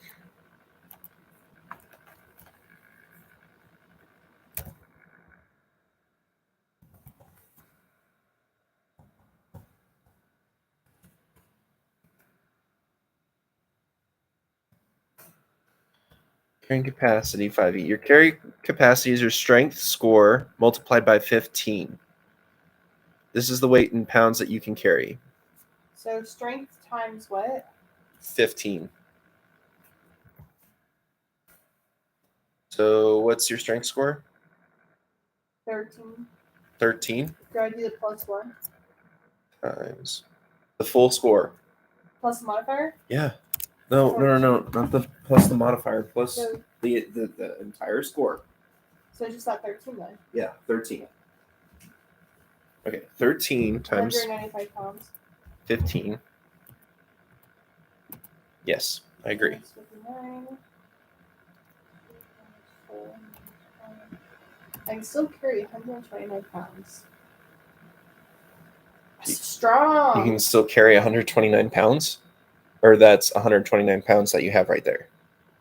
No, I can still carry 129 pounds. Oh. Did you add everything up, right? 13 times 15, Uh-huh. 195. Right. Minus 59 Okay. equals 136. Okay. Minus 2 equals 134. Minus 4 equals 130. Minus 1, 129. Okay. Okay, just want to check, make sure. I still carry 129 pounds. Okay, good job, Pepe. Yeah. All right. So, I think what else we need to do?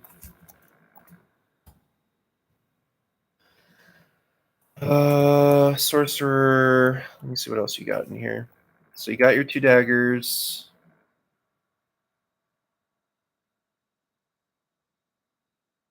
Alternatively, you may start with 3d4 times 10 gold pieces to buy your own equipment. I think I'll just leave it at that for now. All right, we got abilities, we got your equipment. Your armor class represents how well your character avoids being wounded in battle. Things that contribute to your armor class include the armor you wear, the shield you carry, your dexterity modifier. Not all characters wear armor or carry shields, however. Without armor or shield, your character's AC equals 10 plus his or her dexterity modifier.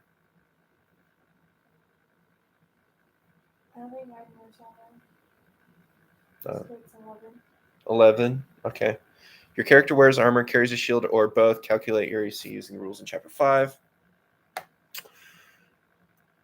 Your character needs to be proficient with armor and shields to wear them and use them effectively, and your armor and shield proficiencies are determined by your class.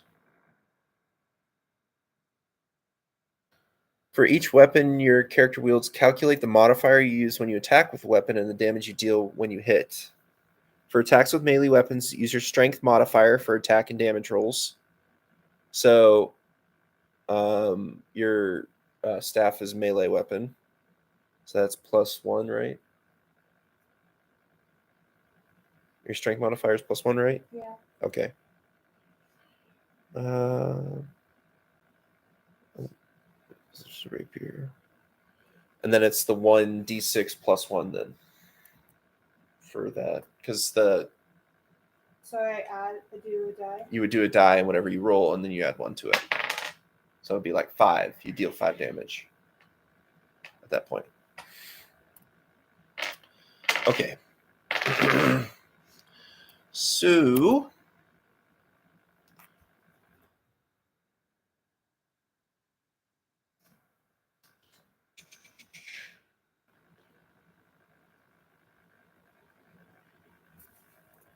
the question I have for you then is, do you want to play now or do you want to wait till Sunday to do the actual game? What do you think would be better?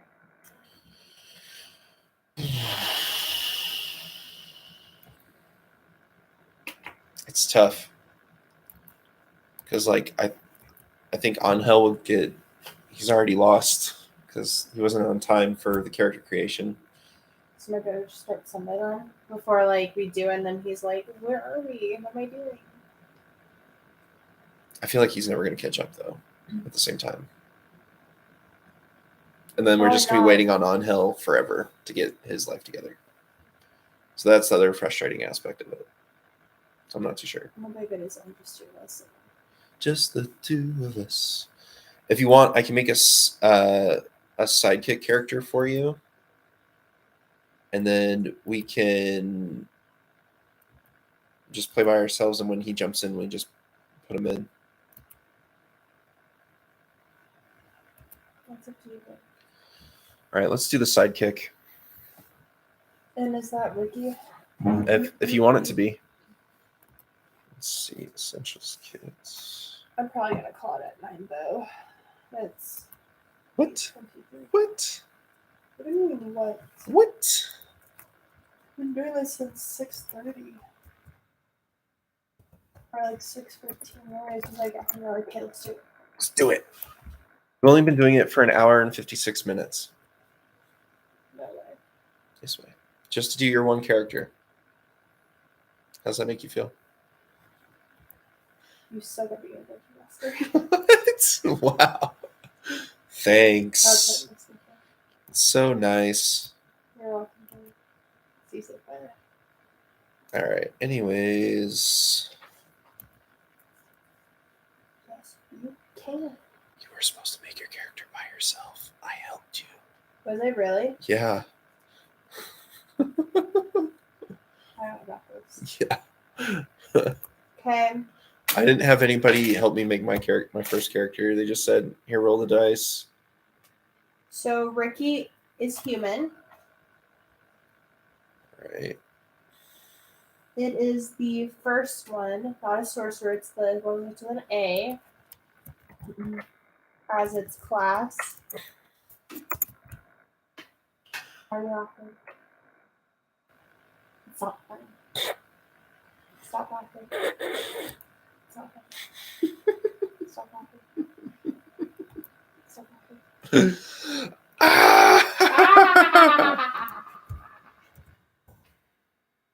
Oh my gosh, where's the Why essentials? so serious? Yeah, why so serious?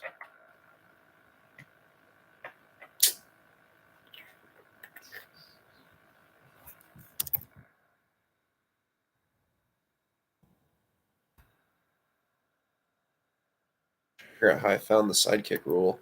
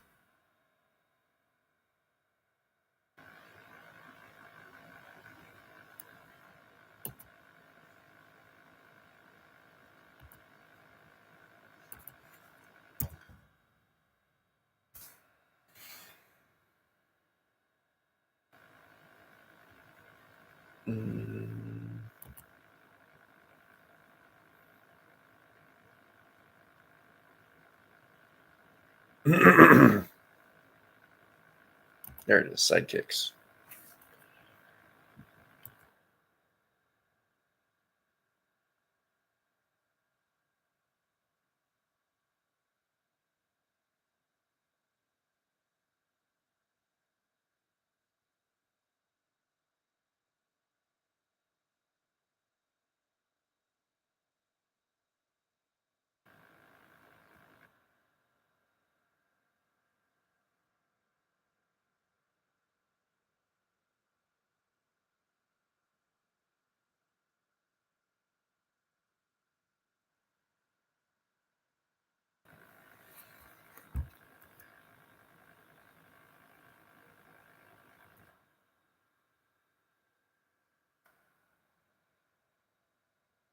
So they've got pre-generated sidekicks that we could use if you want.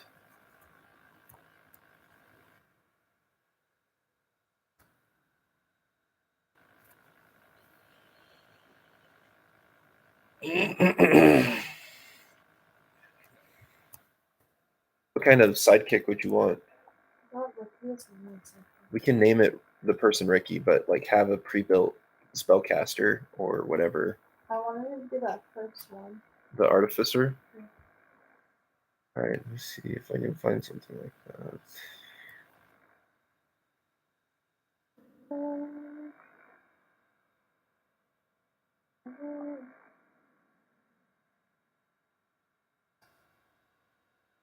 Remember thinking doodle jump? Dual jump? Doodle jump. I never played Doodle Jump. I don't know what you're talking about. It's like one of my favorite games when it first came out. It's where your first came out.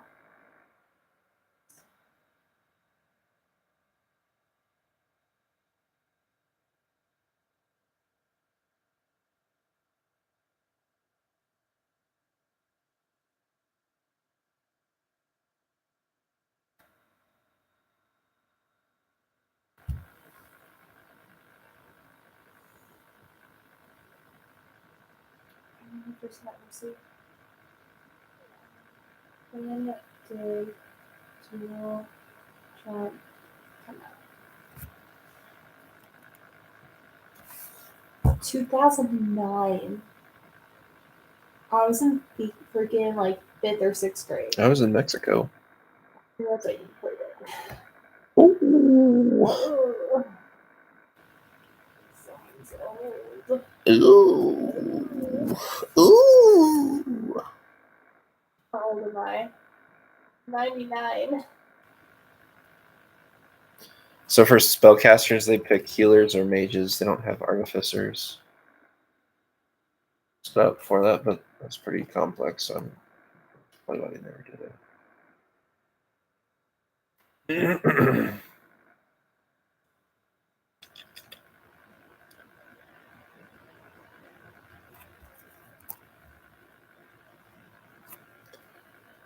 Oh, please.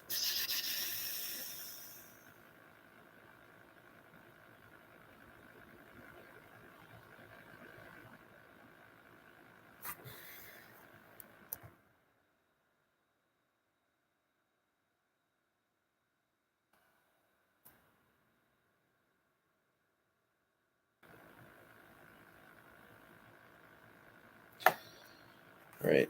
So you don't want to use any of the sidekicks that they have pre-generated. Well, what are some other ones that they have pre-generated? So they've got basically different spellcasters that can be played as healers or mages. Healers? Yeah.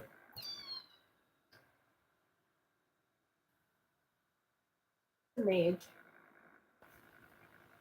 So spellcasting mage, spellcasting ability is intelligence. So spell save DC 12 +4 to hit with spell attacks. Spellcaster has following wizard spells prepared: fire, bolts, and light at will. And then they've got sleep. Well, it depends on which one we get, but this one has a first level 2 slot sleep. Let's see what the other ones are. The halfling spellcaster has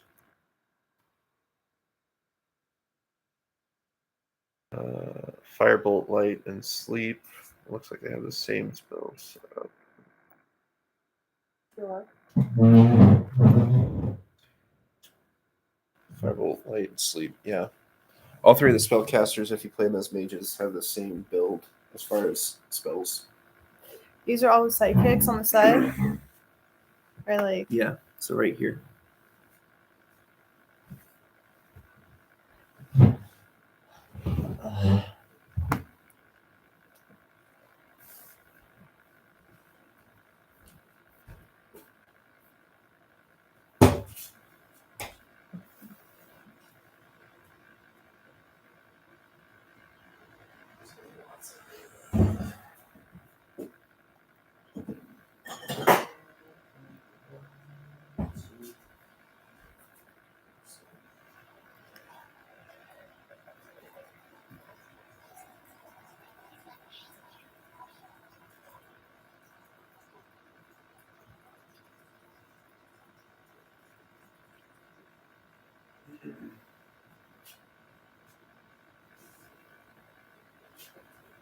Oh,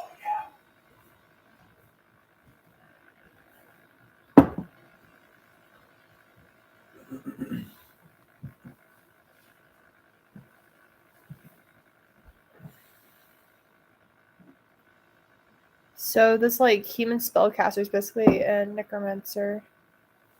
which one? This hum person. Hum boy. Are these all the psychics? Yep, those are the pre-generated psychics that they have available. These are the only ones? Yeah. Okay, we're going with Moon Elf Warrior.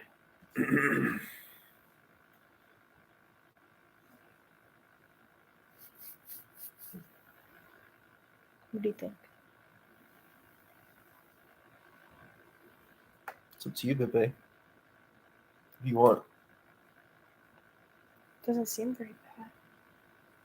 Okay. So what I can do is I could.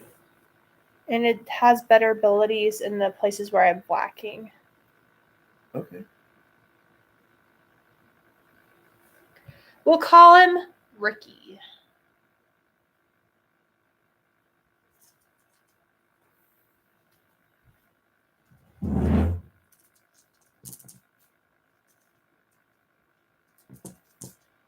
All right. So do you want to play tonight or do you want to wait? Oh, no, wait. You want to wait? Okay. So what I'm going to do now is. Butt hurt. Because your butt hurt? I said your butt hurt. I'm butt hurt? Yeah. About what? Not being able to play tonight. No. I'm glad that we got it finally set up for your character. It only took So long. 2 hours, 8 minutes. So long.